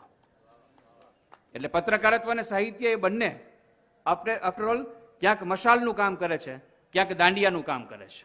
બંનેનું કામ તો કંઈક રાહ ચીંધવાનું છે, અથવા તો પછી એક કેડી કંડારવાનું છે કે કોઈએ કંડારેલી કેડીને રાજમાર્ગમાં પરિવર્તિત કરવાનું છે. નર્મદથી આખી યાત્રા શરૂ થઈ અને એવા કેટલા બધા લોકો, કેટલા એવા નામ કે જેમણે બંને ક્ષેત્રમાં કામ કર્યું. જેમનો મેં ઉલ્લેખ કર્યો, હરીન્દ્ર દવે. આપણને કેટલી બધી એમના તરફથી સરસ કૃતિઓ મળી. માધવ ક્યાંય નથી, લોહીનો રંગ લાલ, આ કેટલી બધી નવલકથાઓ, કેવી સરસ સરસ કવિતાઓ હરીન્દ્રભાઈએ આપણને આપી. એક એક પંક્તિ ઉપર આપણને ઓવારી જવાનું મન થાય. એમને રોમેન્ટિક ગીત પણ એવા લખ્યા, એમને ભક્તિની કવિતાઓ પણ એવી લખી. ચહેરા મજાના કેટલા રસ્તા ઉપર મળ્યા, કેવી સરસ ગઝલ કે ચહેરા, આપણે તો ફેસબુકના યુગમાં જીવીએ છીએ કે ચહેરા મજાના કેટલા રસ્તા ઉપર મળ્યા, સાચું કહું કે એ બધા રસ્તા ઉપર મળ્યા. અને આપણી બધાની ક્યાંક ક્યાંક જે સ્થિતિ છે કે મારો પ્રવાસ મારી રીતે ના થઈ શક્યો, મારો પ્રવાસ મારી રીતે ના થઈ શક્યો, કંઈ કેટલાય કાફલા રસ્તા ઉપર મળ્યા. આ હરીન્દ્ર દવે જન્મભૂમિ પ્રવાસીનું તંત્રીપદ સંભાળે અને જ્યારે ઓપરેશન બ્લુ સ્ટાર થાય, જ્યારે ભિંદ્રનવાલાની એની આખી જે સેના હતી એની સાથે આપણી સેનાની મુઠભેડ થાય, એનો અહેવાલ પણ, અને એ પણ કેવી રીતે આપણા જે સાહિત્ય અને પત્રકારત્વનો સુમેળ છે એવું એક વધારે વ્યક્તિત્વ વિષ્ણુ પંડ્યા, એ વિષ્ણુભાઈ એ અહેવાલ લઈ એ જોઈ અને આવે અને હરીન્દ્રભાઈને સામે મળે અને ત્યારે એમ કે આનો આખો અહેવાલ મને આપો, મારે મારા છાપામાં પહેલા પાને છાપવો છે. ક્યાં સાહિત્ય, ક્યાં પત્રકારત્વ, ક્યાં માધવ ક્યાંય નથી, ક્યાં કૃષ્ણ અને માનવ સંબંધો, અને ક્યાં દેશની દુનિયાની રોજબરોજની ઘટના. પણ એ રો મટીરિયલ એને ક્યાંક નવલકથા સર્જનમાં કામ આવે અને ભાષાની નિસ્બત, શબ્દ સાથેનો સંવાદ, શબ્દ સાથેનું અનુબંધ, એનું અનુસંધાન એને રોજિંદા પત્રકારત્વમાં કામ આવે. અને એટલે આવા નામોમાં આદરણીય વજુ કોટક, જેની બાવેલી અને જેને ઉછેરેલી સંસ્થામાં હું કામ કરું છું, એ વજુભાઈએ પણ કેટલી બધી નવલકથાઓ આપી અને ચિત્રલેખાનું તંત્રીપદ સંભાળ્યું. હરકિશન મહેતા, એ પછી ચંબલતારો અજંપો હોય, જગ્ગા ડાકુના વેરના વળામણા હોય, કે પછી જળચેતન હોય. જળચેતન આપણે બધાને ખબર છે, એનો બહુ જબરજસ્ત કિસ્સો. જે નવી પેઢી છે એ લોકોને તો પેલી સિરિયલવાળી તુલસી પણ હવે બહુ જૂની લાગે, પણ તુલસી નામની એક સ્ત્રી આપણે ટીવીના સિરિયલ ઉપર જોઈ. એ વર્ષો પહેલા એક તુલસી એ ચિત્રલેખાના પાને જીવંત હતી. જળચેતન એ કથાનું નામ. અને આ જે વાત થઈ ને કે શબ્દની તાકાત શું છે અને શબ્દનું એનું પોત જ્યારે પ્રકાશે શબ્દ ત્યારે કેવી એની વાત હોય. હરકિશનભાઈ એની ઓફિસમાં બેઠા હતા અને જળચેતન એકદમ ક્લાઇમેક્સ ચાલે. તુલસી છે એની જે હિરોઈન છે એની નાયિકા, એ બેભાન હોસ્પિટલમાં. અને હરકિશનભાઈ ઉપર એક ફોન આવ્યો કે મારું આમ નામ છે ને મારું આ ઉંમર છે, હું આ યુવક બોલું છું, અને તમે મને એમ કહો કે તુલસીનું શું થશે. એટલે હરકિશનભાઈ કે ભાઈ કોઈ પણ નવલકથા, કોઈ પણ વાર્તા, કોઈ પણ ફિલ્મ, એનો અંત થોડો કહી દેવાય એમ. હજી તો ઘણા બધા પ્રકરણો લખવાના બાકી છે. પેલા યુવકે કીધું કે તમે મને કહો કે તુલસીનું શું થશે. એટલે તમે જુઓ સાહેબ કે આ પાત્ર સાથે એક વાચક કેવો જોડાઈ જાય છે, એના સેન્ટિમેન્ટ્સ કેવા છે. એટલે પછી આપણે તો સરસ્વતી ચંદ્ર સાથે પણ જોડાઈએ અને ભગવતી કુમાર શર્માની અસુર્ય લોકની નાયિકાના નાયક સાથે પણ આપણે જોડાઈએ. પણ આ યુવકે એને પૂછ્યું ને, હરકિશનભાઈ પહેલી વાર તો એમ કીધું કે ભાઈ આવું ન ડિક્લેર કરાય એમ. 2-3 દિવસ પછી પાછો ફોન આવ્યો કે તુલસીનું શું થશે, તમે મને કહો. એટલે હરકિશનભાઈએ કીધું કે આવું ન કહેવાય, નવલકથાનો અંત ક્યારેય જાહેર ન કરાય. પેલા યુવકે એમ કીધું કે સાહેબ મારી પાસે ટાઈમ નથી. એટલે કે એનો શું અર્થ એમ, તારી પાસે ટાઈમ નથી એટલે શું? અને પછી એને એમ કીધું કે મને લાસ્ટ સ્ટેજમાં કેન્સર છે, હું ક્યારે ગુજરી જઈશ ખબર નથી, એટલે હું ગુજરી જાવ એ પહેલા મારે જાણવું છે કે તુલસીનું શું થશે. અને સાહેબ હરકિશન મહેતા અબડા મોટા આપણા નવલકથાકાર, ચિત્રલેખાના તંત્રી, he went to the hospital અને એને એ બેડ ઉપર એ છોકરો સૂતો હતો, એને પછીની આખી જે કથા હતી કે હવે પછીના પ્રકરણમાં શું બનશે અને તુલસીનું શું થશે, હરકિશનભાઈને કહ્યું હતું. આ પત્રકારત્વ અને સાહિત્ય છે. હવે આપણને બધાને ખબર છે કે એ આઈડિયા આખો જળચેતનનો, એ અરુણા શાનબાગ, એક રિયલ સ્ટોરી, એક સાચો કિસ્સો બનેલો, એની ઉપરથી હરકિશનભાઈ આખી કથા લખી હતી. એ જ વાત જગ્ગા ડાકુના વેરના વળામણે. જગ્ગા ડાકુનો જ્યારે ઇન્ટરવ્યુ થયો અને બહુ જ મોટો ઇન્ટરવ્યુ, ત્યારે એમ થયું કે આ તો 4-5 આના હપ્તા થાય. અને પછી એમ કહ્યું કે આની તો નવલકથા બને એમ. તો લખે કોણ? તો હરકિશનભાઈને કીધું કે ભાઈ તમે જ લખો. આવા કેટલા બધા કિસ્સાઓ આપણે ત્યાં બન્યા છે. મેં ઉલ્લેખ કર્યો ભગવતી કુમાર શર્મા, એ પણ એવા આપણા શ્રેષ્ઠ ગઝલકાર. અમે આંધી વચ્ચે તણખલાના માણસ, પીળા શ્વાસની તુચ્છ ઘટનાના માણસ, ફટાણાના માણસ, મરશિયાના માણસ, અમે વારસાગત સમસ્યાના માણસ. આ ભગવતી કુમાર શર્મા એ આપણને હરી હવે પ્રગટ થાય તો ભયો ભયો એવા ભક્તિ ગીતો આપે અને ગુજરાત મિત્રના એકદમ સટીક, સચોટ, સોસરવા ઉતરી જાય એવા અગ્રલેખો આપે. એ અગ્રલેખમાં એની ભાષા એવી કે જે સામાન્યમાં સામાન્ય વાચકને સમજાય. ગાંધીજીએ કહ્યું હતું કે કોશિયાને પણ સમજાય એવી ભાષામાં લખવું જોઈએ. તો અખબારોએ તો એ કામ કરવાનું છે. પણ અખબારોની ભાષા, અખબારોમાં લખનારાની ભાષા જેટલી પણ સમૃદ્ધ હોય, જેટલું પણ એ વાંચન કરે, જેટલું પણ સાહિત્ય તરફ એની નિસ્બત હોય અને એની નજર હોય, એટલું એ લઈ અને આપી શકે. અને એટલા માટે સેતુ બની શકે કે મહાન નવલકથાકારો, મહાન સર્જકો, મહાન લેખકો જે લખે એ સમાજના સામાન્ય વર્ગ સુધી જો ઓછું પહોંચતું હોય તો ત્યાંથી લઈ અને એ લોકો સુધી પહોંચાડવાનું કામ પત્રકાર કરી શકે. ધ્રુવ ભટ્ટ આપણા લેખક, જેને તત્વમસી ને અકુપાર ને બધી આપણી કથાઓ આપી, જેની પરથી રેવા પણ બની. આ ધ્રુવ ભટ્ટનો એક સરસ કિસ્સો છે, અને હું ટાંકી અને આખી મારી વાત સમાપન તરફ લઈ જઈશ. ધ્રુવભાઈ પિંડવળમાં કામ કરે, આદિવાસી વિસ્તારમાં, કસ્બામાં બાળકોને ભણાવવાનું કામ કરે. અને એમણે એમ કહ્યું કે આપણી જે આ ટ્રેડિશનલ જે એજ્યુકેશનલ સિસ્ટમ જે છે, એમાં હું નહીં જાઉં એકડે એક ને બગડે બેન ક ખ ગ, એમાં નહીં, પણ આ લોકોને પ્રવૃત્તિ દ્વારા શિક્ષણ આપીશ. અને પછી ધ્રુવભાઈ બાળકોને ભેગા કરે ને એને એવી એક રમત આદરી કે રોજ એક બાળકે કંઈક બનવાનું, કોઈ ખુરશી બની જાય, કોઈ ટેબલ બને, કોઈ પાણીની બોટલ બને. અને પછી બીજે દિવસે એને એનો અનુભવ કહેવાનો કે કાલે હું ટેબલ બન્યો તો મને મારી સાથે શું થયું, કાલે હું આ બની હતી તો મારી સાથે શું થયું. એમાં એક આદિવાસી સમાજની એક 7 વર્ષની દીકરી એકદમ એને બહુ નિર્દોષ ભાવે એ કે દાદા તું અમને રોજ કંઈક બનવાનું કહેશ તો તું તો કંઈક બન. અને આ તો નિયમ હતો એની શાળાનો, એટલે બનવું તો પડે. એટલે કે પણ હું શું બનું? એટલે દીકરી કે દાદા તું વાદળું બની જાય. એટલે ધ્રુવ ભટ્ટ એ દિવસે વાદળ બન્યા, અને બીજે દિવસે એનો અનુભવ કહેવાનો હતો.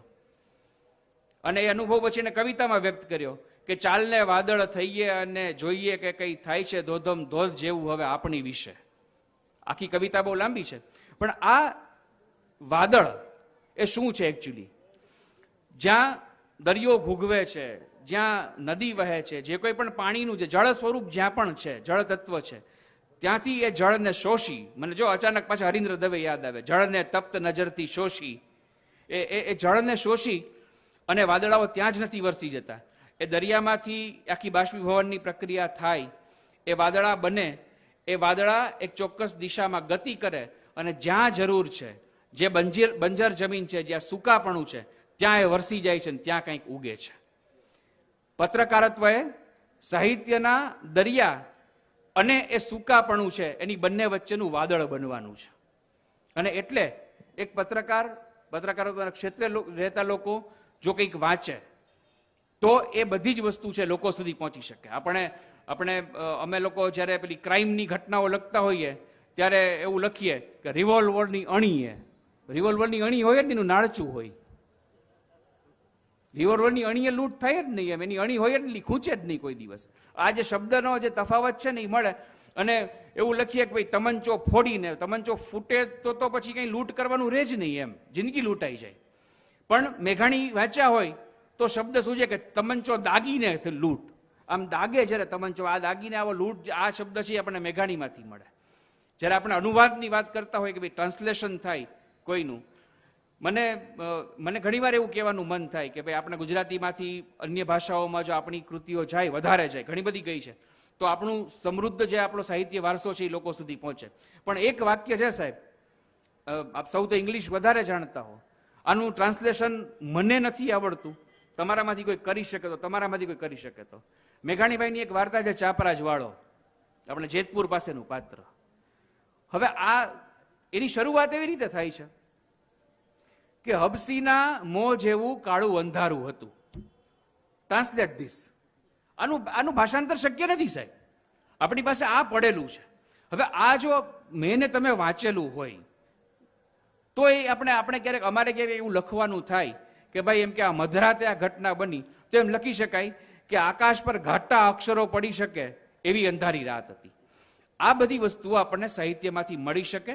મેં બને એટલી આ વસ્તુ લેવાની કોશિશ કરી છે. અને જો તમારા લોકોમાંથી કોઈ જર્નલિઝમમાં આવવા માંગતો હોય, કે જર્નલિઝમ ભણવા માંગતો હોય, તો તેમાં નોકરી કરવા માંગતો હોય, કે હવે તો દેર આર મેની સ્કોપ્સ, આટલી બધી ચેનલ છે, આટલા બધા પોર્ટલ્સ છે, આ બહુ વિશાળ તક આપણને મળી છે. અને એમાં પત્રકારત્વ કરવું હોય તો સાહિત્યનો હાથ આપણે ચાલવો જોઈએ.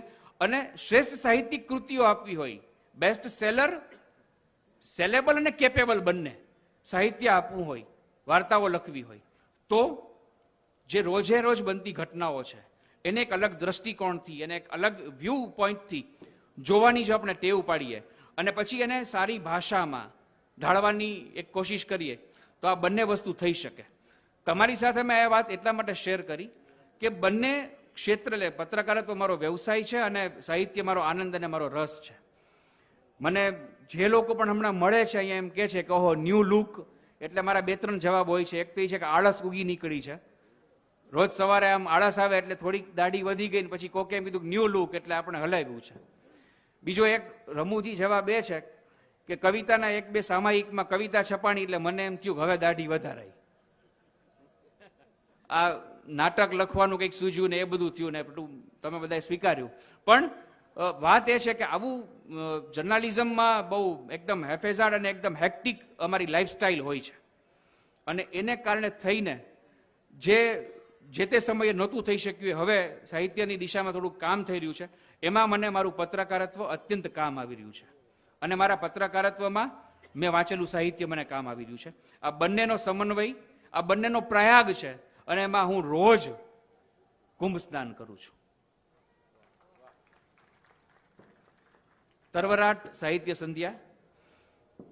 પ્રશ્ન એવો હતો કે શું એવી વાત કરશું કે જેમાં તરવરાટ એવો શબ્દ આવે. પણ મેં તમને કહ્યું કે આ સમાચાર, સદાચાર અને ઉપચારનો એક પ્રયાગ છે. અને તરવરાટને ને ઉંમરને કોઈ સંબંધ નથી. ગાંધીજીએ જ્યારે દાંડીકૂચ શરૂ કરી ત્યારે એની ઉંમર 71 વર્ષની હતી. અને એ તરવરાટથી જ ચાલ્યા હતા. એમ આ તરવરાટ સાહિત્ય સંધ્યા એટલે એવું નહીં કે માત્ર યુવાનોને ગમે એવી વાત થાય, પણ કોઈ પણ વયના માણસને એમ થાય કે હજી હું યુવાન જ છું મનથી, મારા કામથી, એ રીતની વાતો થાય. એવો આ સરસ મજાનો મંચ છે. અને એ મંચ ઉપર મને ઉપસ્થિત થવાની, મને તમારી સાથે વાત કરવાની જે તક મળી, એના માટે હું આયોજકોનો અને જે લોકો એમાં માધ્યમ બન્યા છે એ સૌનો આભાર માનું છું. એક રિક્વેસ્ટ છે, પુસ્તક મેળામાં જજો, માત્ર આમ ટાઇટલ જોઈને મૂકી ન દેતા, પુસ્તક ખરીદજો. કબાટમાં બહુ જ સારું લાગશે અને જેવું ઉપાડશો પછી જીવનમાં બહુ સારું લાગશે. મીણબત્તીઓ ઘરમાં હોય કે ન હોય, પુસ્તક બહુ સરસ મજાનું અજવાળું પાથરી શકશે. અને એ અજવાળા જે આપણા જીવનમાં હશે તો સરસ મજાનો આપણો જીવન પથ રહેશે. મારી વાતને અહીંયા હું વિરામ આપું છું. Thank you very much.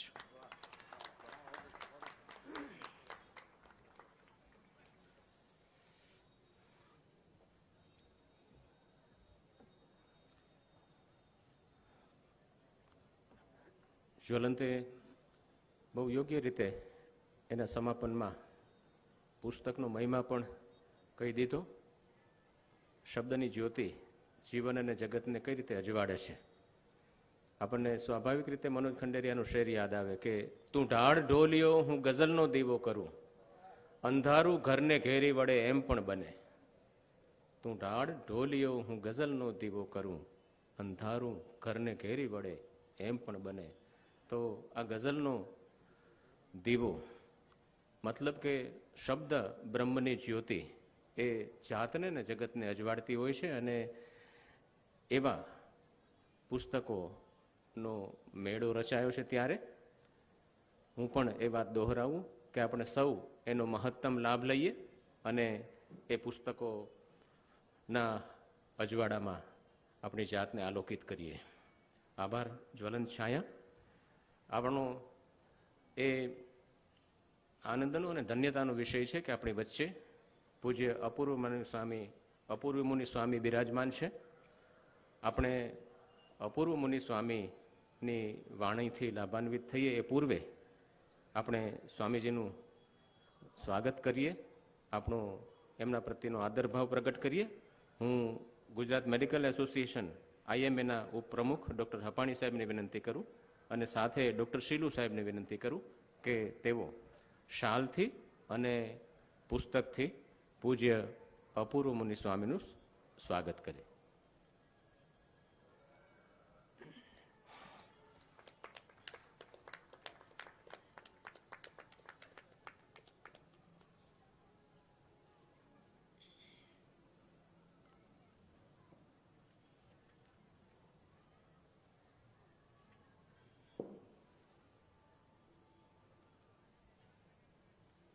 પૂજ્ય અપૂર્વ મુનિ સ્વામીનું સ્વાગત થઈ રહ્યું છે અને સ્વામીજી સાથે પધારેલા અન્ય સ્વામીજીનું પણ આપણે સ્વાગત કરીએ. ડૉક્ટર રશ્મિન ઉપાધ્યાય અને ડૉક્ટર મનીષ મહેતાને વિનંતી કરું કે તેઓ એ સ્વામીજીનો પણ આદર સત્કાર કરે.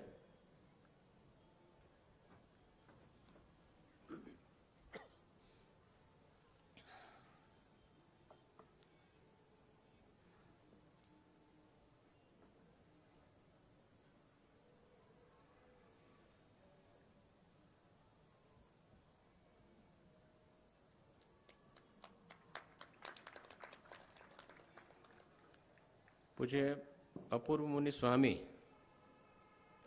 અનેક સંસ્થાઓમાં અને અનેક ઉપક્રમોમાં એમની વાણીનો લાભ આપતા રહે છે અને એટલે આમાંના મોટા ભાગના સ્વામીજીના વ્યક્તિત્વથી, એમની વાણીથી, એમના વિચારોથી સુપરિચિત છે. એટલે વિશેષ વાત કરવાનો કોઈ અહીંયા અવકાશ પણ નથી ને આવશ્યકતા પણ નથી. BAPS સ્વામિનારાયણ સંસ્થા સાથે જોડાયેલા પૂજ્ય અપૂર્વ મુનિ સ્વામી એ ઉજ્જવળ શૈક્ષણિક કારકિર્દી ધરાવે છે અને 1995માં MS યુનિવર્સિટી વડોદરામાંથી સ્વામીજીએ બી ટેક્સટાઇલ એન્જિનિયરની પદવી પ્રાપ્ત કરી છે. 1998માં પરમ પૂજ્ય પ્રમુખ સ્વામી મહારાજના હસ્તે સ્વામીજીએ દીક્ષા ગ્રહણ કરી અને દીક્ષા ગ્રહણ કર્યા બાદ સારંગપુર સંત તાલીમ કેન્દ્રમાં 9 વર્ષ સુધી રહી અને સંસ્કૃત ભાષાના સિદ્ધાંત કૌમુદી અને વિશ્વના અન્ય અનેક એવા ધર્મ ગ્રંથોનો સ્વાધ્યાય કર્યો, અભ્યાસ કર્યો. શ્રીમદ ભગવદ્ ગીતા, શ્રીમદ ભાગવત, ઉપનિષદ, રામાયણ, વચનામૃત જેવા ગહન વિષયો ઉપર સ્વામીજીએ દેશ અને દુનિયામાં સંખ્યાબંધ વ્યાખ્યાનો આપ્યા છે અને સાથોસાથ મોટિવેશનલ સેમિનારો દ્વારા વિદ્યાર્થીઓ અને ઉદ્યોગપતિઓને પણ પ્રેરણા પૂરી પાડે એવા વક્તવ્યો પણ આપ્યા છે, એવી વાતો પણ કરી છે. અને હાલમાં સ્વામીજી આપણે જાણીએ છીએ તેમ રાજકોટ ખાતે કાલાવડ રોડ પરના સ્વામિનારાયણ મંદિરમાં સંત નિર્દેશક તરીકેની જવાબદારી સંભાળે છે અને સત્સંગ પ્રવૃત્તિને પ્રોત્સાહન મળે એવી અનેક પ્રવૃત્તિઓ કરે છે. આપણે વંદન સાથે સ્વામીજીને વિનંતી કરીએ અને આપણે સૌ સ્વામીજીની વાણીથી પ્લાવિત કરીએ. પૂજ્ય અપૂર્વ મુનિ સ્વામી.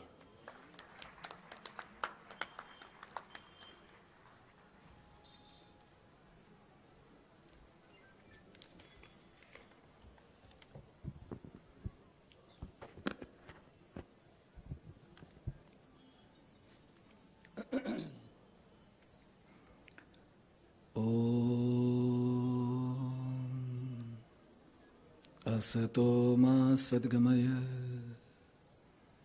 तमसो मा ज्योतिर्गमय मृत्योर्मामृतं गमय. ओम शांति शांति शांति. श्री स्वामिनारायण भगवाननी जय. अक्षर पुरुषोत्तम महाराजनी जय. सियावर रामचंद्र भगवाननी जय. राधा कृष्ण देवनी जय. प्रमुख स्वामी महाराजनी जय. महंत स्वामी महाराजनी जय. વસંત પંચમીનું પરમ પવિત્ર પર્વ છે. પૂર્ણ પુરુષોત્તમ ભગવાન સ્વામિનારાયણે શિક્ષાપત્રી જેવા મહાન સાહિત્યની ભેટ આજના દિવસે આપી હતી.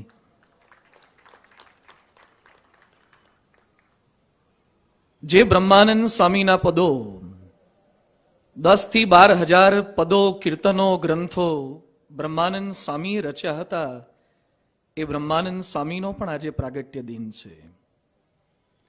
જેમના રચેલા પદો જે શિર સાટે નટવરને વરીએ રે સગપણ હરિવરનું સાચું મહાત્મા ગાંધીજી આશ્રમ ભજનાવલીમાં નિત્ય સાંભળતા હતા, એ બ્રહ્માનંદ સ્વામી હતા. જે નિષ્કુળાનંદ સ્વામીએ જનની જીવો રે ગોપીચંદની ત્યાગ ન ટકે રે વૈરાગ્ય વિના એ પદોની ભેટ આપી, એ નિષ્કુળાનંદ સ્વામીનો પણ આજે જન્મદિવસ છે. અને દેશ વિદેશની અંદર 60 જેટલા દેશોની અંદર જે સંસ્થાના 1300 જેટલા મંદિરોને અમારા જેવા 1100 સાધુ છે, એ BAPS સંસ્થાની સ્થાપના કરનાર શાસ્ત્રીજી મહારાજનો પણ આજે પ્રાગટ્ય દિન છે. બહુ જ સુભગ સમન્વય આજના શુભ દિવસે થયો છે.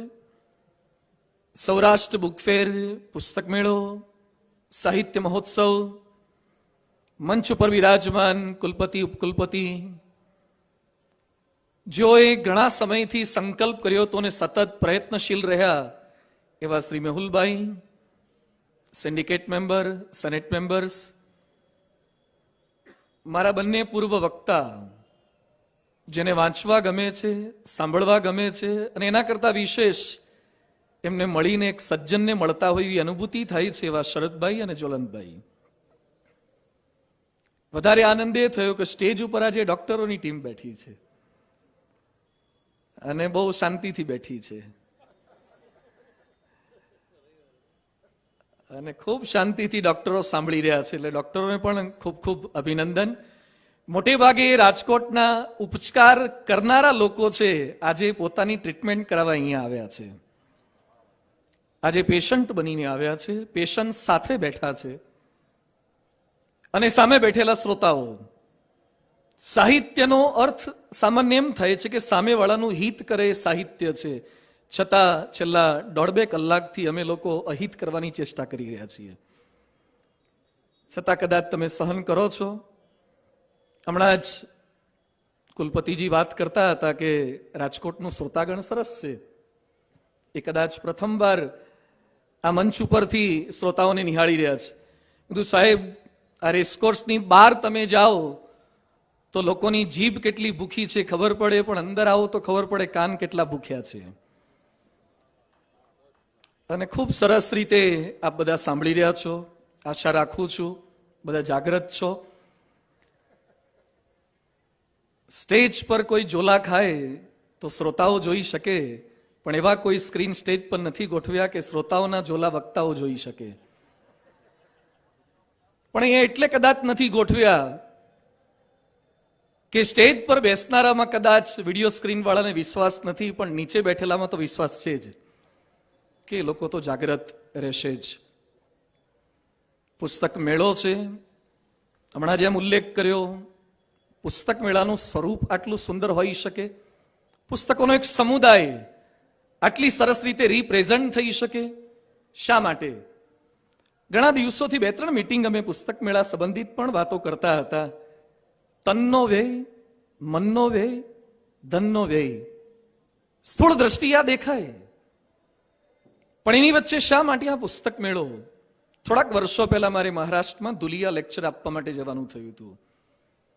અમે દુલિયાના રાજમાર્ગ પરથી પસાર થતા હતા, ત્યાં સાઇન બોર્ડ અલગ અલગ આવતા હતા. સાવધાની હટી તો દુર્ઘટના ઘટી, ધીરે સે ચલાઓગે તો ઘર पे मिलोगे, तेजी से चलाओगे तो हरिद्वार में मिलोगे. આ બધા વાક્યો અમારા વાંચવામાં આવ્યા. આ બધા જ વાક્યો કોઈ A4 સાઇઝના પેપર પર કે ફ્લેક્સ ઉપર લગાવીને નહોતા મૂક્યા. નીચે આરસીસી નો બેઝ હતો, લોખંડનું સ્ટ્રક્ચર હતું. એક એક સેન્ટેન્સ પાછળ લાખો રૂપિયાનો ખર્ચ કરવામાં આવતો હતો. એટલે મેં સાહજિક રીતે પ્રશ્ન પૂછ્યો કે એક એક વાક્યો પાછળ આટલો ખર્ચ કેમ? મને કે સ્વામી, આ બોમ્બે આગ્રા નેશનલ હાઈવે છે ને બહુ સ્પીડમાં લોકો ચલાવે છે. કદાચ કદાચ કદાચ કોઈક વાંચે, સ્પીડ કંટ્રોલ કરે અને અકસ્માત થતા બચી જાય તો લાખો રૂપિયા એ વેડફાટ નથી, પણ ઇન્વેસ્ટમેન્ટ છે. એમ 4 દિવસના મહોત્સવની અંદર કદાચ કદાચ કદાચ એકાદી હત્યા, આત્મહત્યા, ડિપ્રેશન, ફ્રસ્ટ્રેશન, છૂટાછેડા કે અરાજકતા અટકી જાય ને તો પુસ્તક મેળાનો ખર્ચો સાર્થક છે.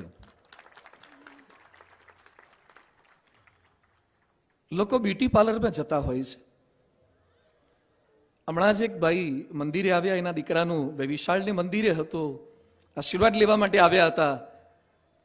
મેં કીધું ચાલો વિધિ કરીએ. મને કે હજી ઘરના સભ્યોને વાર લાગે એવું છે. કેમ વાર? મને કે અત્યારે સુશોભનની પ્રક્રિયા ચાલુ છે. પછી એ ભાઈએ મને કીધું, મને કે સ્વામી, લગ્નની વિધિમાં જેટલો સમય લાગે કદાચ એટલો જ નહીં, એના કરતા વધારે સમય હવે સુશોભનમાં લાગે છે. વધારે સમય. રાજકોટની અંદર છૂટા છવાયા બ્યુટી પાર્લર તો છે, પણ સૌરાષ્ટ્ર યુનિવર્સિટી અને કોર્પોરેશને 4 દિવસનું પ્યોરિટી પાર્લર ખોલ્યું છે. આ પ્યોરિટી પાર્લર છે. બ્યુટી સારી હોય તો લગ્ન થાય, પ્યોરિટી સારી હોય તો લગ્ન ટકે. બ્યુટીથી નજીક અવાય, પ્યોરિટીથી કાયમ માટે નજીક રહેવાય. આ જરૂરી છે. નહીં તો એમેઝોન વાળાને પણ તકલીફ થાય, એને પણ પ્રશ્ન થઈ શકે છે. રાજકોટની અંદર ક્યાંક ક્યાંક હમણાં સમયથી મસાજ પાર્લરો પણ ઊભા થવા લાગ્યા છે. મસાજ પાર્લરોની સામે આ 4 દિવસનું મેસેજ પાર્લર છે. એક સારો મેસેજ આપે છે, કદાચ પેલી તમારી શરીરની કળતર મટાડી શકશે, આ તો તમારી તનની, મનની ને ધનની બધી કળતરો મટાડી આપશે. એ પ્રયત્ન આ પુસ્તક મેળામાં છે. કદાચ કોઈક સરદાર થાય, કદાચ કોઈ ગાંધી થાય, પુસ્તકો વાંચીને કદાચ કોઈને કલામ કે કલ્પના ચાવલાની પ્રેરણા પ્રાપ્ત થાય, એવો એક સમુદાય. પૂર્વ વક્તાઓએ ઘણી સરસ વાતો કરી છે. હું તો એક સાધુ છું, અને સાધુ માટે તો કદાચ વૈરાગી શબ્દ પણ વાપરી શકાય, કે જેને રાગ જ નીકળી ગયો હોય એ રાગની વાતો શું કરે. જે નિસ્પૃહી છે, જેને સંસાર અસાર લાગ્યો, એને શબ્દમાં શું સાર લાગે. જેને પોતાના માતા પિતા કે પરિવારજનો અસાર લાગ્યા, જે સ્થૂળમાં નથી લોભાયા, એ શબ્દમાં શું લોભાય. છતાં પણ ગાંધીજી પોતાના માટે પોતડી પહેરી શકતા હતા, આટલા સાદગી વાળા હતા. એ જ ગાંધીજીએ પોતાના રાજકીય ગુરુ ગોપાલકૃષ્ણ ગોખલેના લેખોનો અનુવાદ છપાવવાનો સંકલ્પ કર્યો અને કામ સોંપ્યું નરહરિભાઈને અને મહાદેવભાઈ દેસાઈને. બંને અનુવાદ કરવાના હતા. એવા સમયે ગુજરાતના એક જાણીતા સાક્ષર એણે વિનંતી કરી નરહરિભાઈને, મહાદેવભાઈ દેસાઈની કામ મને આપો, એમના કેળવણી વિષયક જેટલા લેખ છે એનો અનુવાદ હું કરી આપું. નરહરિભાઈની ઈચ્છાની છતાં પણ કમને એમને સોંપવું પડ્યું. સમય વીત્યો. મહાદેવભાઈ, નરહરિભાઈએ અનુવાદ પૂર્ણ કરી લીધો. થોડાક સમયમાં પેલા સાક્ષરે પણ અનુવાદ આપ્યો. નરહરિભાઈને પ્રથમ નજરે ન ગમ્યું, પણ મોટા ગજાના લેખક હતા એટલે કઈ બોલી ન શક્યા. લેખો ભેગા કરી, અનુવાદ ભેગો કરી છપાવી દીધું અને પહેલો તર્જુમો ગાંધીજીને બતાવ્યો. ગાંધીજીને પસંદ ન પડ્યું. ગાંધીજી કહે છે, નરહરિ તને ખબર હતી તો તે કેમ આવું છાપવા દીધું. એ સમયે નરહરિભાઈ કહે છે, બહુ મોટા હતા, હું કરી રીતે બોલી શકું. ગાંધીજી કહે છે કે આ પુસ્તક આપણે નહીં છાપીએ. નરહરિભાઈ કહે છે, બાપુ 700 રૂપિયાનો ખર્ચો થયો છે.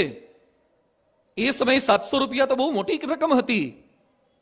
ગાંધીજી કહે છે, 700 રૂપિયા અત્યારે આપણા બગડ્યા, હવે આવું છાપીને લોકોના લાખો રૂપિયા નથી બગાડવા. ફરીથી એ જ અનુવાદ જે અન્ય સાક્ષરે કર્યો હતો, એ નરહરિભાઈ ને મહાદેવભાઈ દેસાઈએ કર્યો. ખૂબ સારો થયો.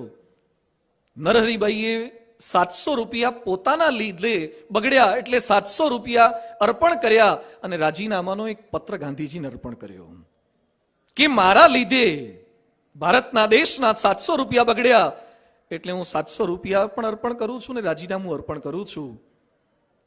એ સમયે ગાંધીજી કહે છે કે તારા જેવા એક સારા વ્યક્તિ માટે 700 નહીં 7000 બગાડવા પડે ને તો પણ હું બગાડવા માટે તૈયાર છું. જે ગાંધીજી સાદડી પહેરીને સાદગી વાળું જીવન જીવી શકતા હોય, એ લોકોને સારું સાહિત્ય મળે, ભૂલ વગરનું મળે, સારું મળે, એના માટે કેટલા પ્રયત્નશીલ હતા. બંને વક્તાઓ, એક ડોક્ટર છે, એક પત્રકાર છે. હું એક સાધુ તરીકે પણ આજે એ જ સંદેશ આપવા માંગુ છું કે સારા સાધુ તરીકે જીવન જીવવું હોય અને સમાજને સારો સંદેશ આપવો હોય ને તો પણ સદવાંચન જોઈએ. એક સાધુ તરીકે પણ આપણી પાસે છે, ઘણો ખજાનો છે, પણ ખ્યાલ નથી હોતો કે આટલા સારા પુસ્તકો આપણી પાસે. કલામ જ્યારે ડીઆરડીઓમાં સર્વિસ કરતા હતા એ સમયે લોકોને આવશ્યકતા પડી બેરિલિયમ ડાયફ્રેમોની. તપાસ કરી બેરિલિયમ ડાયફ્રેમો ક્યાં મળે, તો બેરિલિયમ હતું અમેરિકા પાસે. સોદો થયો.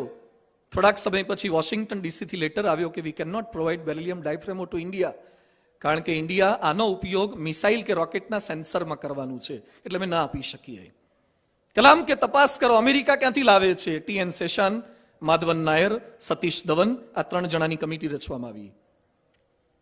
એ સમયે કમિટીએ તપાસ કરી તો ખબર પડી કે અમેરિકામાં નહોતું બનતું માઇન્સમાં, એ લોકો જાપાનથી ઇમ્પોર્ટ કરતા હતા. તપાસ કરો જાપાનમાં ક્યાંથી આવે છે, જાપાનમાં નહોતું બનતું, એ લોકો રો મટીરિયલ ઇન્ડિયાથી ઇમ્પોર્ટ કરતા હતા. ઇન્ડિયાથી જાપાન જાય, જાપાનથી અમેરિકા પ્રોસિજર કરે અને પછી વિશ્વને વેચે. નાની પાલખીવાલા એટલે લખ્યું છે we are like donkey, it doesn't know what it carries. યથા ગર્દભ ભારવાહી ભારસ્ય વેતા નતુ ચંદનસ્ય. ગધેડાને પોતાની પીઠ પર રહેલા વજન સાથે નિસ્બત છે, એને કન્ટેન્ટ સાથે નિસ્બત નથી. એમ ભારત ભવ્ય છે, ભારત પ્રાચીન છે, ભારત પાસે ભવ્ય શાસ્ત્રો છે. ન કેવળ શબ્દોમાં રાખીએ, ન કેવળ ઇતિહાસમાં રાખીએ. આકાશ માથે ધ્રુવ તેજ ડોળે, એવો તપે છે આજ ઇતિહાસ ખોળે. ઝાંખો જૂનો જીર્ણ છતાં અનસ્ત એ આર્યની ભૂમિ તણો પ્રકાશ. નાનાલાલ લખે છે આ છે આપણી પાસે કેવો ભવ્ય વારસો, પણ ઉપયોગ કરીએ તો. આરબ દેશના લોકો રણમાં એક ભિખારી જેવું જીવન જીવતા હતા, પણ જ્યારે ખબર પડી કે જ્યાં રેતી પર બેસીને ફરીને ભીખ માગીએ છીએ, ઊંટ પર બેસીએ છીએ, એની નીચે તો તેલના કુવા છે. અને જેવા તેલના કુવા વાપર્યા તો બુર્જ ખલીફા ઊભું કરતા થઈ ગયા. તેલ હતું જ, એને વાપરવાનું હતું. આપણી પાસે પણ શક્તિ છે, સાહિત્ય છે, સામગ્રી છે. રાજકોટના લોકો મોંઘા મોલમાંથી પણ ખરીદી શકે છે અને શનિવારીમાંથી સસ્તું પણ લઈ શકે છે. બંને પ્રકારની ફાઇલમ આપણા ત્યાં છે. કોઈકનું લેવા ગયા હોય ને કેટલાક પોતાનું લઈને આવે છે. કેમ? સેલ હતો. કોઈ પણ મોલમાં જઈએ બધા પોતાની સાઈઝનું શોધતા હોય છે. આજે પણ બધાને વિનંતી છે કે પુસ્તક મેળામાંથી પોતાની સાઈઝનું મળી જ આવશે. પોતાની સાઈઝનું મળી આવશે, થોડોક પ્રયત્ન કરશો તો. વિદેશી લોકો આપણા સાહિત્યની પ્રશંસા કરે. આજે વધારે સમય નથી, નહીં તો સમરસેટ મોમ ને માર્ક ટ્વેઇન ને આ લોકોએ જે આપણી સંસ્કૃતિની પ્રશંસા દિલથી કરી છે. આઈન્સ્ટાઈન એમ કહેતા કે ઇક્વલ ટુ MC સ્ક્વેરની પ્રેરણા મને ભગવદ્ ગીતામાંથી મળી. સમરસેટ મોમ જ્યારે એની બુદ્ધિ કુંઠિત થઈ ગઈ, ડિપ્રેશનમાં આવી ગયા, કોઈકે ઇન્ડિયા મોકલ્યા, રમણ મહર્ષિ પાસે ગયા અને રમણ મહર્ષિના મૌનમાંથી એને સાહિત્ય સંભળાયું અને ઉપનિષદનો ક્ષુરસ્ય ધારા નિશિતા દુરત્યા એ શ્લોક વાંચ્યો અને એમણે રેજર્સ એજ નામનું આખું પુસ્તક લખી નાખ્યું. શું ભારત છે, આપણો દેશ છે. એની વચ્ચે આવો પુસ્તક મેળો સ્વપરિચય માટે છે. પુસ્તક મેળાનો 3 જ શબ્દોમાં કહું તો આશય શું છે? એક, આત્મસંવાદ કરતા શીખાશે. બીજું, પર આત્મસંવાદ કરતા શીખાશે. અને ત્રીજું, પરમાત્મા સંવાદ કરતા શીખાશે. પોતાની જાત સાથે સંવાદ કેમ કરવો, બીજા લોકો સાથે સંવાદ કેમ કરવો અને પરમાત્મા સાથે સંવાદ કેમ કરવો, એ પુસ્તક મેળો શીખવી આપશે. પ્રેરણા મળશે, અનેરી પ્રેરણા પ્રાપ્ત થશે. કલામ એના ભાઈ બારગામ ગયા અને છાપું નાખવા જાય, છાપામાં એને સ્પીડ ફાયર ફાઈટરનો લેખ વાંચે અને કલામને વિમાનના વિજ્ઞાની બનવાનો વિચાર આવે. જે રાવલ હમણાં જ કાલે જ મળ્યા એમને, જે રાવલ સાહેબને. હળવદનો એક બામણ, ગરીબ બામણ, 2 પૈસાની સિંગ લઈને વાંચતો હતો, સિંગ લઈને ખાતો હતો. એમાં સિંગ જે કાગળમાં વીંટળાયેલી હતી એમાં આર્યભટ્ટનો એક લેખ વાંચ્યો એણે. આમ એને થવું તું બ્રાહ્મણના દીકરા તરીકે કથાકાર અને થઈ ગયા એક શ્રેષ્ઠ વિજ્ઞાની. એની પાછળ એક કાગળ છે. અમુક લોકોને પસ્તીમાં પુસ્તક દેખાય છે અને અમુકને પુસ્તકમાં પસ્તી દેખાય છે. પસ્તીમાંથી પુસ્તક દેખાવા જોઈએ, પસ્તીમાંથી પ્રેરણા મળવી જોઈએ. પ્રેરણા મળશે. ગાંધીજીને પ્રેરણા મળી રસ્કિનના અનટુ ધ લાસ્ટમાંથી, હેનરી ડેવિડ થોરોના ડિસઓબિડિયન્સમાંથી. શક્ય છે. કદાચ આપણે અંગ્રેજોની ગુલામીમાંથી મુક્ત થઈએ એવી પ્રેરણા લેવાની હવે જરૂર નથી, પણ આપણી પોતાની કુટેવોમાંથી મુક્ત થઈએ ને તો પણ એ ઘણું છે. એ પણ એક ગુલામી છે. નાની નાની વાતો, ગ્રંથો શીખવી જાય છે, સાહિત્ય શીખવી જાય. બોમ્બેના રેલવે સ્ટેશન ઉપર એક દાદા દાદી બેઠા હતા, મોટી ઉંમરના. તે એક નવયુવાન આવ્યો, નવા લગ્ન કરીને, પોતાની પરણેતરને લઈને. એમાં દાદાને રામાયણ ખોલીને વાંચતા બેઠા જોયા. એટલે કે છે, દાદા શું વાંચો છો? રામાયણ. કે રામાયણ વંચાય? 21 લાખ વર્ષ પહેલાની ઘટના. હવે આજે શું વાંચવાનું? આજે તો ચિત્રલેખા વાંચો, અભિયાન વાંચો, મેગેઝિન વાંચો, ન્યૂઝપેપર વાંચો. દાદા કે તમે બંને એ વાંચો, અમારે તો રામાયણ બરાબર છે. અચાનક ટ્રેન આવીને, બોમ્બેની ટ્રેન તમે જોઈ હશે, ઘઉંની કોઠીમાંથી દાણા નીકળે ને એમ માણસો નીકળતા હોય છે. કોઈ ટ્રેન ખાલી જ નથી આવતી, તમારે ચડવું જ પડે. દાદા દાદી ચડી ગયા, પેલો યુવાન ચડી ગયો, પોતાની પત્નીને ચડાવી ન શક્યો. મહાપ્રયત્ને એની પત્ની માંડ ચડી, મરતા મરતા બચી ગઈ. પરસેવે રેબઝેબ થઈ ગયો તો દાદા કે બેટા એટલે હું તને કહેતો હતો કે રામાયણ વાંચવું જોઈએ. એ કે દાદા પત્ની નીચે રહી ગઈ એને રામાયણને શું લેવા દેવા? તે રામાયણ વાંચ્યું હોત તો ઉલ્લેખ આવે છે કે રામ જ્યારે ગંગા પસાર કરતા હતા ત્યારે સીતાને પહેલા ચડાયા હતા. મેં તારી 65 વર્ષની દાદીને પહેલા ચડાયા, પછી હું ચડ્યો. આમ રામાયણના 24,000 શ્લોકો છે, હજારો ચોપાઈઓ છે, નાની નાની વાતો. આલ્ફાથી પીએચડી સુધીનું બધું જ નોલેજ આપણા શાસ્ત્રોમાં છે. બધી જ વાતો આપણી પાસે છે.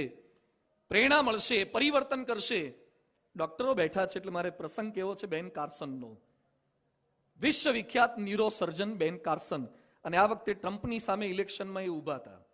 હિલેરી ક્લિન્ટન પણ એક કેન્ડિડેટ હતા અને બેન કાર્સન પણ હતા.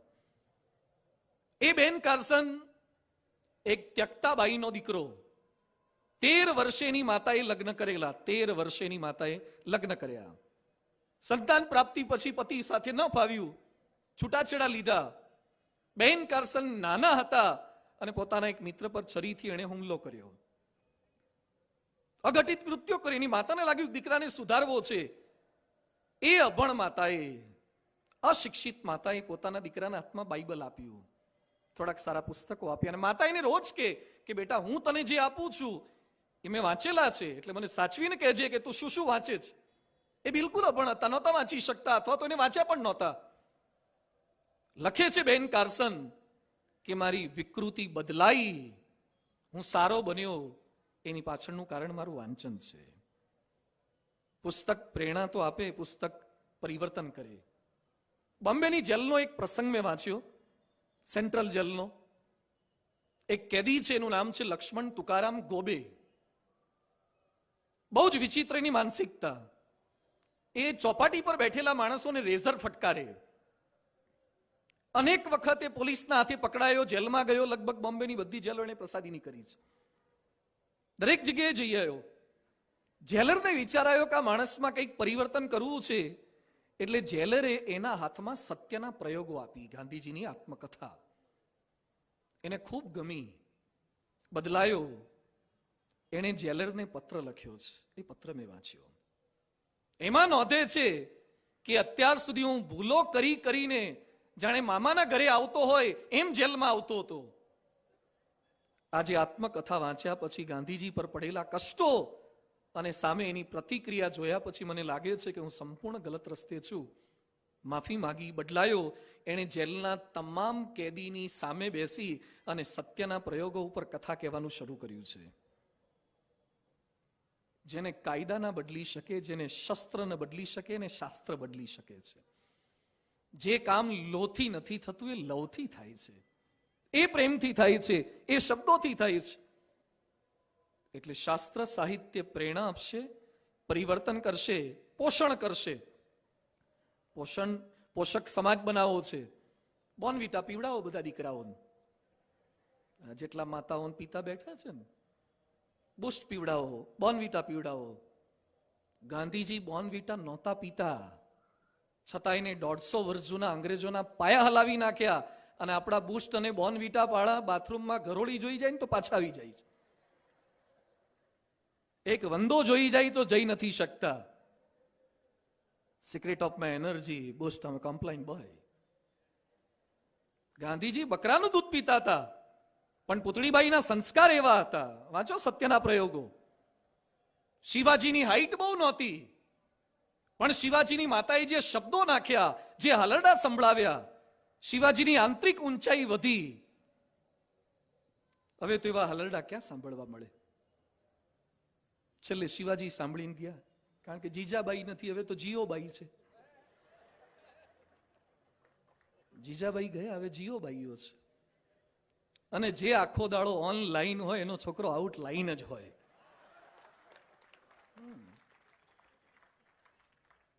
પોષણ ખાલી ટેબ્લેટ્સથી ન કરતા, હમણાં સરકારે પ્રયત્ન કર્યો ને વેક્સિનેશનનો પ્રોગ્રામ. ઓરીની રસી વાપરો, રૂબેલા. તમે બધા તો આ ફિલ્ડના માણસો છો. મારો પ્રશ્ન સરકારને પણ છે, મેહુલભાઈ બેઠા તો હિંમત કરું છું. સરકારને પણ પ્રશ્ન છે, તમામને પ્રશ્ન છે કે ઓરીથી જાજા મર્યા છે કે ફાકીથી જાજા મર્યા છે? નથી લાગતું થોડીક ફાકીની રસીઓ મુકાવો?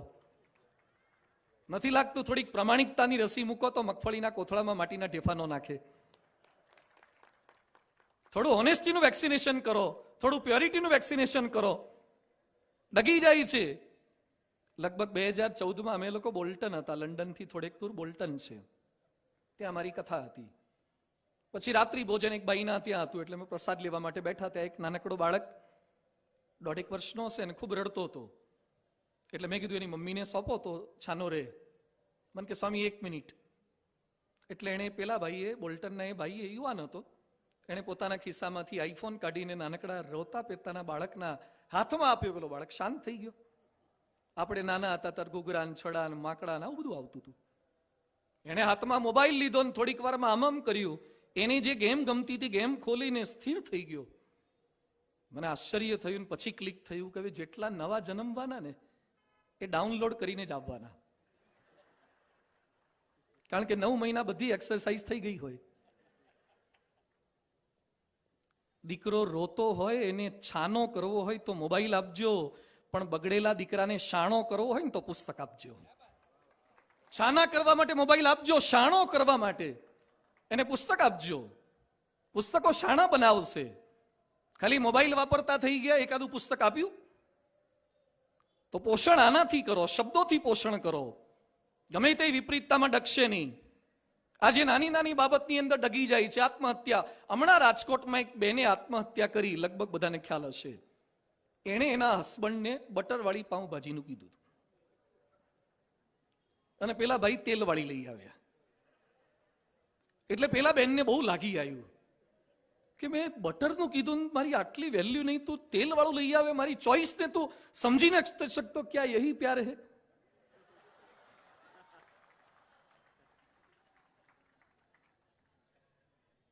અને આત્મહત્યા કરી લીધી. આત્મહત્યા કરવા માટેના કોઈ પ્રોપર કારણ હોય તો આપણને દિલસોજી વ્યક્ત કરવાનું મન થાય. કદાચ સાસુ બહુ હેરાન કરતા હોય, ત્રાસ આપતા હોય, દહેજનો ત્રાસ હોય, શારીરિક બીમારી એવી હોય, કદાચ માણસ આવું પગલું ભરે તો કદાચ ક્ષમ્ય છે.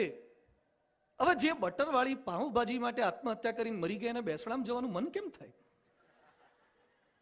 અને બેસણામાં જઈને 2-5 સારા વાક્યો શું બોલવા એના માટે? સમાજ એટલો ફ્રેઝાઇલ થતો જાય છે. જેમ કાચના બોક્સ ઉપર લખે છે ને હેન્ડલ વિથ કેર, એવું એક સાઇન આપણા બધા પર લગાવવા જેવું છે, હેન્ડલ વિથ કેર. નાની નાની બાબતમાં તરત તૂટી જઈએ છીએ, હસતા હસતા રડી પડે. ભાઈ માણસ છે, લડી પડે છે, રડી પડે છે. અંદરથી મજબૂતી જો કરવી હશે તો એ પુસ્તક જોઈશે. ગમે તેવા વિઘ્નો પ્રશ્નોની વચ્ચે ક્યારેય ડગાશે નહીં અને પ્રસન્ન રાખશે પુસ્તક. આજે બધાને આનંદ કરવો છે, ફન વર્લ્ડ બાજુમાં છે, ફન જોઈએ છે, આનંદ, હસવું છે. જોક્સની કેસેટો સાંભળો, ડાયરામાં જાઓ. માણસ એકલો પોતે હસી નથી શકતો એટલે લોકોની મદદ લેવી પડે છે. બીજા લોકો મને હસાવે, બીજા લોકો મને પ્રસન્ન રાખે. આજે વિશ્વનો સૌથી મોટો રોગ હવે ડિપ્રેશન ને ફ્રસ્ટ્રેશન થતો જાય છે. આજે મારી પાસે દર અઠવાડિયે 3 થી 4 છૂટાછેડાના કેસ આવે છે. શું પ્રશ્નો છે માણસના જીવનની અંદર? સુસાઇડ કમિટ કરવા વાળા માણસો મળવા માટે આવે છે.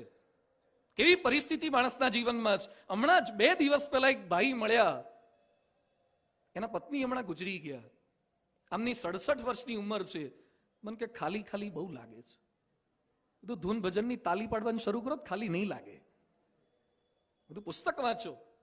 મને કે રીમેરેજ કરવા છે. 67 વર્ષે રીમેરેજ? એને વ્હીલચેરમાં ફેરવી પડશે. કોણ તમારા માટે જયા પાર્વતીના વ્રતવાળી એમને બેઠી હશે?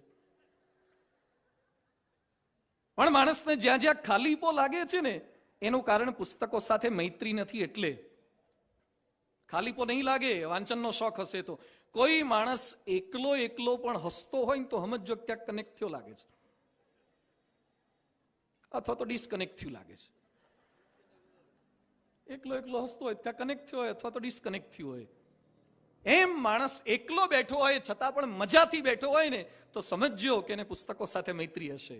મોબાઈલ નહીં હોય તો પણ કા પુસ્તકોને સ્થૂળ હાથમાં રાખીને આનંદ લેતો હશે અથવા પુસ્તકોના વિચારોમાંથી આનંદ લેતો હશે.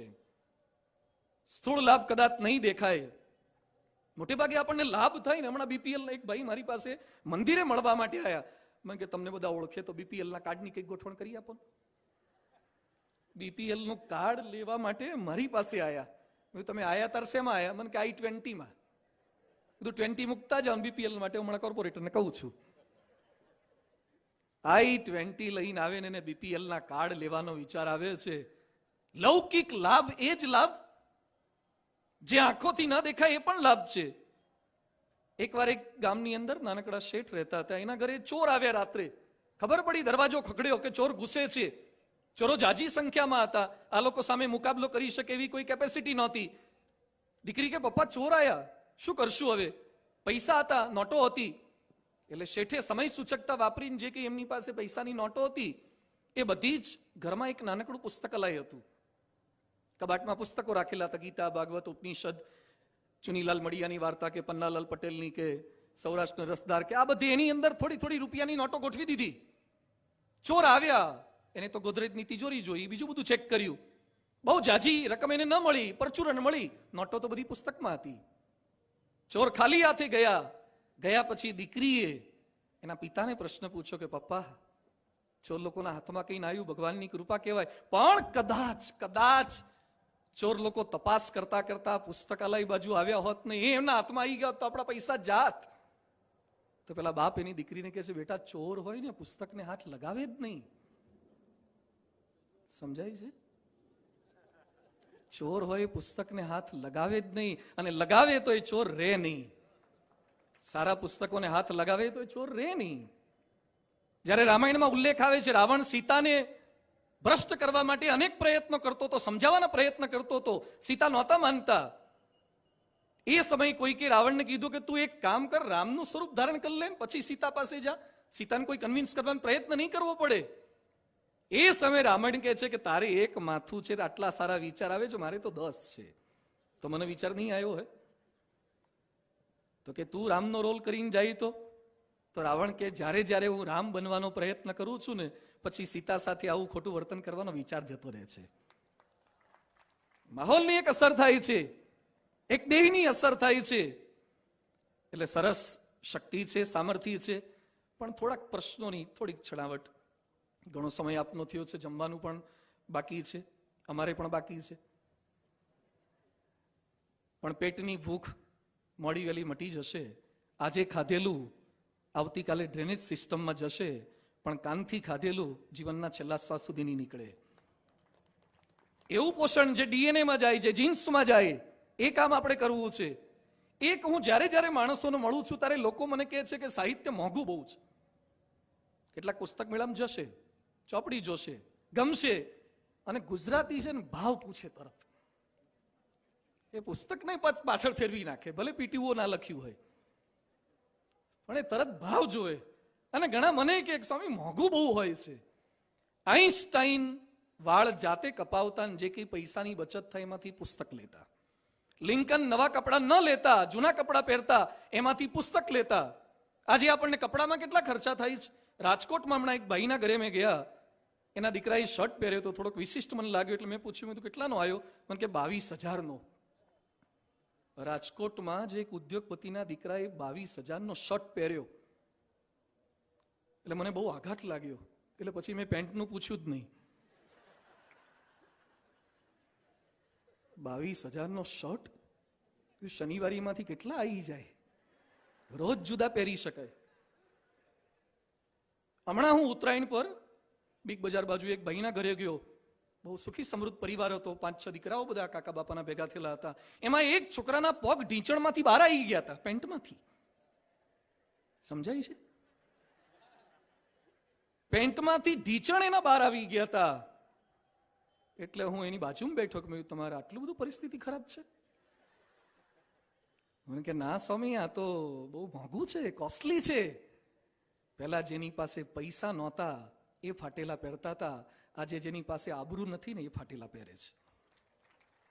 વધારે પડતા પૈસા છે, ફાટેલા પહેરે છે. એની વચ્ચે આપણને કોઈ કપડા મોંઘા નથી લાગતા, ફેશિયલનો સામાન મોંઘો લાગતો નથી, શૃંગારના સાધનો મોંઘા લાગતા નથી, ખાણીપીણીના સાધનો મોંઘા લાગતા નથી. પુસ્તક શા માટે મોંઘું લાગે છે? તો ક્યારેય કોઈ એ પ્રશ્ન ન ઉઠાવો કે સાહિત્ય મોંઘું છે. બીજો એક પ્રશ્ન છે, સમય નથી. લગભગ કોઈ ગુજરાતી નથી. કોઈ ભારતીય નથી, બિઝી જ હોય છે બધા જ, કોઈની પાસે અવકાશ જ નથી.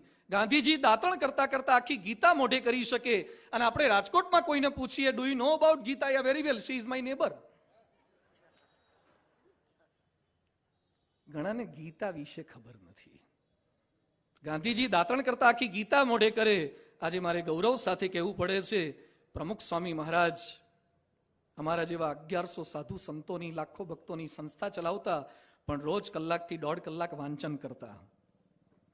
પરમ પૂજ્ય મહંત સ્વામી મહારાજ આજે 3:30 વાગે ઉઠે છે, બીએપીએસ સંસ્થાના વડા મહંત સ્વામી મહારાજ, અને સવારે 4:30 થી 5:15 સુધી વાંચન કરે છે.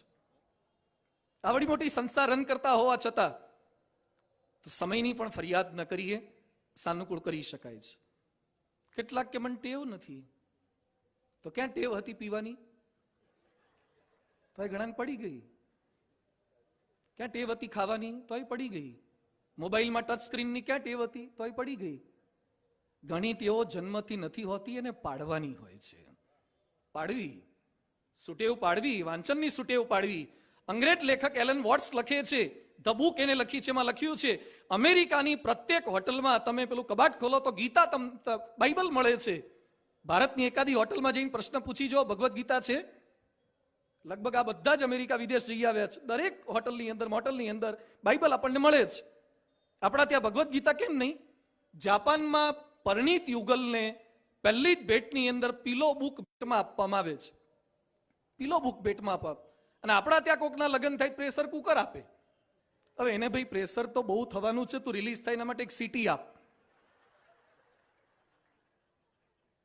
માઇક્રો ઓવન આપે છે, અને પરણ્યા પછી ઓવન જ છે, એ શેકાવાનો જ છે. શું માઇક્રો ઓવન આપો છો? પ્રેશર કુકર આપે છે. થોડીક આવી પુસ્તકોની ભેટ આપો, આવું સાહિત્ય આપો, જે બિલકુલ બિનજરૂરી છે એવું કેટલું બધું. એક રિવાજો એવા પડી ગયા છે, ખોટા રિવાજો.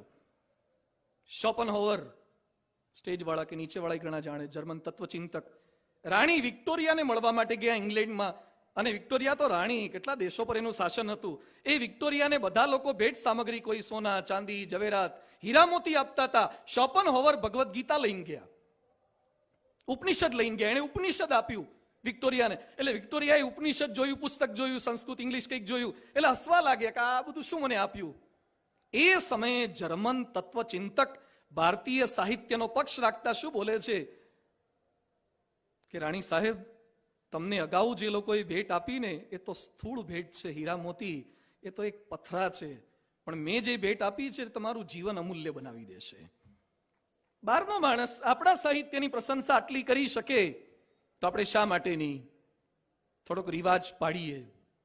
એક યુવાનના લગ્ન હતા ભારતમાં, કન્યાના પિતા એને ઘણી બધી ભેટ આપતા હતા, ઘરેણા આપતા હતા. એટલે યુવાને કીધું કે મહેરબાની કરી મને કોઈ ઘરેણા ના આપતા, મને પુસ્તક આપજો. આવો કોઈ હોય જમાઈ કે મને ઘરેણા ના આપો, મને પુસ્તક આપો? એટલે સસરા કહે છે, શા માટે જમાઈરાજ ઘરેણા લઈને પુસ્તક માગો છો? એ કે તમે ઘરેણા આપશો એ મારી શારીરિક શોભા વધારશે, પુસ્તક આપશો તો મારી આંતરિક શોભા વધશે, ને તમારી દીકરીને તકલીફ નહીં પડે. આંતરિક શોભા વધશે. એ હતા લોકમાન્ય તિલક, કે જેણે ઘરેણા જતા કર્યા અને આ લીધું છે. એટલે જ ભીષ્મ યુધિષ્ઠિરને કહે છે, અશોકમ શોક નાશાર્થમ શાસ્ત્રમ શાંતિકરમ શિવમ. અશોકને, શોકવાળાને અશોક કરી નાખે. છેલ્લે એટલી જ વાત આપ સૌ કોઈને કરવી છે. નરેન્દ્રભાઈ મોદીએ સંકલ્પ કર્યો હતો કે ગુજરાતના 18,000 ગામડાઓની અંદર વીજળી પહોંચાડવી છે, જ્યોતિર્ગ્રામ. એક પણ ગામ લાઇટ વગરનું ન હોય. આજે આપણે સંકલ્પ કરીએ, એક પણ ગામ સાઇટ વગરનું ના હોય, વિઝન વગરનું ના હોય. પેલી તો લાઇટ છે. એલન કેલર પોતે બોલ્યા કે મને આંખ નથી એનું બહુ દુઃખ નથી, પણ જેને આંખ છે પણ વિઝન નથી એનું દુઃખ છે. આજે એમાં હું ખાલી એટલું એડ કરીશ કે જેને આંખ છે પણ વાંચતા નથી ને એનું બહુ દુઃખ થવું જોઈએ. આંખ છે પણ વાંચતા નથી. એટલે પુસ્તક મેળામાં આવજો, થોડુંક જોજો, ન ગયા હોય તો જજો, પુસ્તકો વાંચો, શક્ય લાગે તો વસાવીએ. 3 પ્રકારની મેન્ટાલિટી છે. એક પ્રાકૃત, બીજું વિકૃત અને ત્રીજું સંસ્કૃત. રોડ પર કંઈક પાકીટ પડેલું મળી જાય અને લેવાનું મન થાય, એ પ્રકૃતિ છે. બહુ ચિંતા ના કરતા, મોબાઈલ ચાર્જર લેવાનું મન થાય, પ્રકૃતિ છે. પણ કોઈકના ખિસ્સામાંથી કાઢી લેવાનું મન થાય એ વિકૃતિ છે, અને મળેલું જવાબદાર વ્યક્તિને પાછું અપાય એ સંસ્કૃતિ છે. કોઈક સ્વરૂપવાન સ્ત્રીને જોયા પછી મનમાં કદાચ ખરાબ વિચાર આવે, બહુ ગભરાવું નહીં, પ્રકૃતિ છે. પણ કદાચ કોઈ બળાત્કાર કરી બેસે, હેરાનગતિ કરે, એ વિકૃતિ છે. પણ પોતાની સ્ત્રી સિવાય, પત્ની સિવાયની સ્ત્રીઓ માત્ર ને મા બેન દીકરી સમજવી એ સંસ્કૃતિ છે. આ પુસ્તક મેળો થયો છે, આટલું સરસ આયોજન થયું છે. એમાં કેટલાક લોકો બોલશે ખર્ચો જ છે, કેટલું ખવાઈ ગયું હશે, સેટિંગ હશે, કેટલું બોલશે, આવશે નહીં અને ટીકા જ કરશે, એ વિકૃતિ છે. કેટલાક બોલશે કે ના સારું છે, જવા જેવું ખરું, જોવા જેવું ખરું, લેશે કશું જ નહીં, એ પ્રકૃતિ છે. કેટલાક આવશે, લેશે, સારી 2-5 વાતો કરશે ને બીજા 2-5 જણાને ફોન કરીને મેસેજ કરીને બીજા દિવસે મેળામાં મોકલશે, એ સંસ્કૃતિ છે. આપણે સંકલ્પ કરજો, આપણે વિકૃત નહીં, પ્રકૃત નહીં, પણ સંસ્કૃતિની દિશા તરફ જવું છે. ખૂબ સરસ કાર્યક્રમ. પુસ્તકોને તો મળવાનું થાય, પણ પુસ્તકોના લેખકોને મળવાનું થાય એ નવતર પ્રયોગ છે. પુસ્તકને મળવાનું થાય, પણ આટલા લેખકો, શરદભાઈ જેવાને વાંચવાનું મન થાય, પણ શરદભાઈ આટલો સમય કાઢીને આવે, દિલથી લખનારા માણસો છે આ બધા, કોઈ પ્રોફેશન નથી, ગાયનેકોલોજીસ્ટ છે, લાખોની પ્રેક્ટિસ છે, શા માટે કાગળિયામાં પડે? પણ છતાં દિલમાં એક ભાવના છે કે સોસાયટીને કંઈક આપવું છે.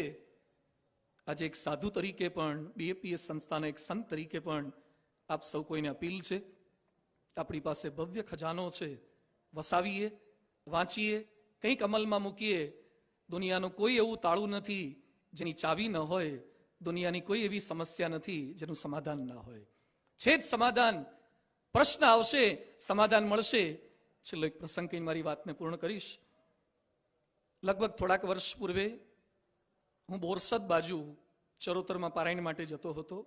રામાયણની કથા હતી. ત્યાં એક યુવાનનો મને ફોન આવ્યો. મને કે સ્વામીજી, આપની સાથે પર્સનલ વાત મારે કરવી છે. બધું કરો, મોબાઈલમાં જ છે, બીજું કોઈ સાંભળતું નથી. મને કે સિરિયસ મેટર છે. બધું કોઈ સાંભળતું નથી, પર્સનલ જ છે. મને કે સાંભળો તો ખરા, એકદમ સિરિયસ છે. બધું જલ્દી વાત કરતું. મને કે મારી સગાઈ થઈ ગઈ છે. બધું આ સિરિયસ કહેવાય? આ તો આનંદના સમાચાર કહેવાય, ઘણાને થતું જ નથી.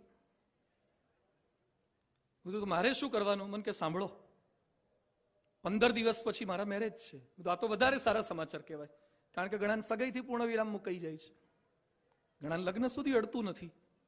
તો લગ્ન સુધી પહોંચ. મને કે સાંભળો તો ખરા, જેની પાસે મારા લગ્ન નિર્ધાર્યા છે એ છોકરીને ક્યાંક બીજે અફેર છે, એવું કે મને મેસેજ મળ્યો છે. એટલે હું એને બોલ્યો, મેં કીધું તો સિરિયસ કહેવાય. મને કે મારે શું કરવાનું આમાં? દોસ્ત, મને આવો અનુભવ નથી અને મેં આવો એક્સપેરિમેન્ટ કર્યો નથી. તું એક કામ કર, તો છોકરીને કહી દે કે મારે તારી સાથે મેરેજ નથી કરવા. મને કે મેં છોકરીને કઈ જોયું તો છોકરી એમ કે છે કે અર્થમ સાદયાબી વા દેહમ પાતિયામી, પરણીશ તો તને જ પરણીશ. દમઘોષના દીકરા શિશુપાલને તો પરણીશ જ નહીં, એ રૂકમણી છે, એ ના જ પાડે છે.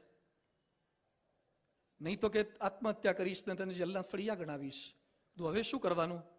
મને કે સ્વામી, એના માટે તમને ફોન કર્યો છે. મને કંઈક સમાધાન આપો.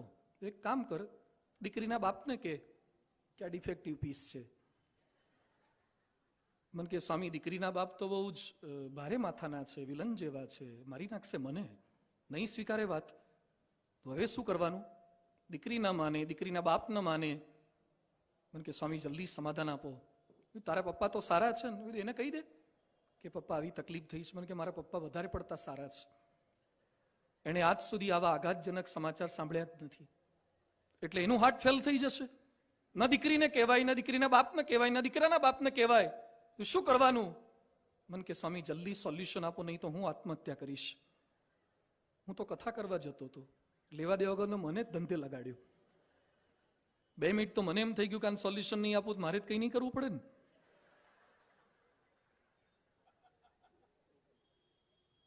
પછી એનું શું થયું કહી દઉં.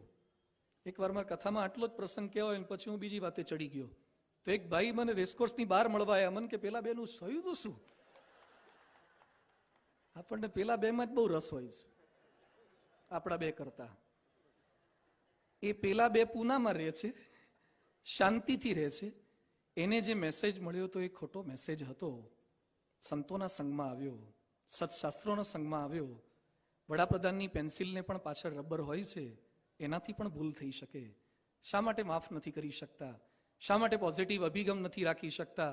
શા માટે હત્યા આત્મહત્યા અને નાની નાની વાતમાં છૂટાછેડા સુધી પહોંચી જઈએ છીએ? આ પુસ્તક મેળો આપણા વાણી, વર્તન, વિચારોમાં પરિવર્તન લાવે, આપણું રેઝિસ્ટન્સ પાવર વધારે, આપણી ઇમ્યુનિટી વધારે. આપણે ઓડોમસ લગાવી હોય, ઓલ આઉટ લગાવ્યું હોય તો એકાદો મચ્છર આપણને મેલેરિયા અને સ્વાઇન ફ્લૂ કરી દે છે, તાવ કરી દે છે. જ્યારે ગોધરાના પંચમહાલના આદિવાસી મજૂરો 150 ફૂટ રિંગ રોડ ઉપર કશું પાદર્યા ઉઠ્યા વગર સૂઈ જાય છે, એને મચ્છરો નડી શકતા નથી, એની ઇમ્યુનિટી બહુ વધારે છે. આ પુસ્તક મેળો અંદરથી આપણી રોગ પ્રતિકારક શક્તિ વધારી આપે. પુનઃ આટલા સુંદર આયોજન બદલ સૌરાષ્ટ્ર યુનિવર્સિટી, સમગ્ર નગરપાલિકાના સભ્યો, આયોજકો, પૂર્વ વક્તાઓ, શ્રોતાઓ, આ બધા પણ ખૂબ સરસ રીતે સાંભળી રહ્યા છો. આપણું રાજકોટ રંગીલું રાજકોટ છે, આપણું રાજકોટ ચિત્રનગરી છે. એ ચિત્રનગરી રાજકોટ, આ પુસ્તક મેળો જો રેગ્યુલર મુલાકાત લેશે તો એ ચરિત્ર નગરી બની જશે. ચરિત્ર નગરી બનાવવા માટેનો આ ઉપક્રમ છે. સંચાલક નીતિનભાઈને પણ ખૂબ ખૂબ અભિનંદન, ખૂબ સરસ રીતે સંયોજન કરી રહ્યા છે. આમંત્રણ બદલ ખૂબ ખૂબ આભાર. સાથે મળી રાષ્ટ્રનો ઉત્કર્ષ કરી શકીએ, સાથે મળી હિન્દુસ્તાનનું નામ રોશન કરી શકીએ, એ જ ભગવાન સ્વામિનારાયણ, પરમ પૂજ્ય પ્રમુખ સ્વામી મહારાજ, મહંત સ્વામી મહારાજના શ્રી ચરણો પ્રાર્થના. જય સ્વામિનારાયણ.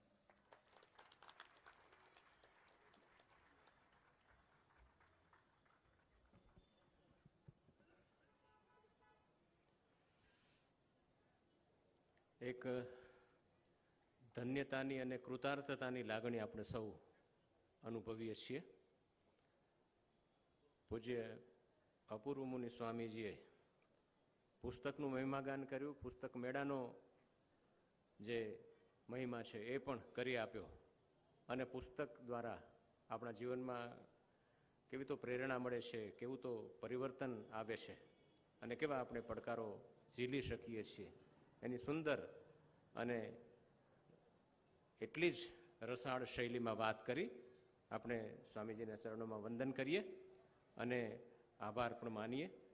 આજના આ કાર્યક્રમમાં ઉપસ્થિત પૂજ્ય સ્વામીજી ઉપરાંત ડૉક્ટર શરદ ઠાકર અને અન્ય વક્તા શ્રી જ્વલંત છાયા અને રાજકોટ મહાનગરમાંથી પધારેલા તમામ તબીબ મહાનુભાવો તેમજ સૌરાષ્ટ્ર યુનિવર્સિટીના આદરણીય કુલપતિશ્રી, ઉપકુલપતિશ્રી અને આયોજક મિત્રો, મહાનુભાવો, મુરબ્બીઓ સૌનો, તેમજ આટલી બહોળી સંખ્યામાં જે આ ઉપક્રમનો લાભ લીધો એ સૌ કોઈનો આભાર માનું છું. આભાર.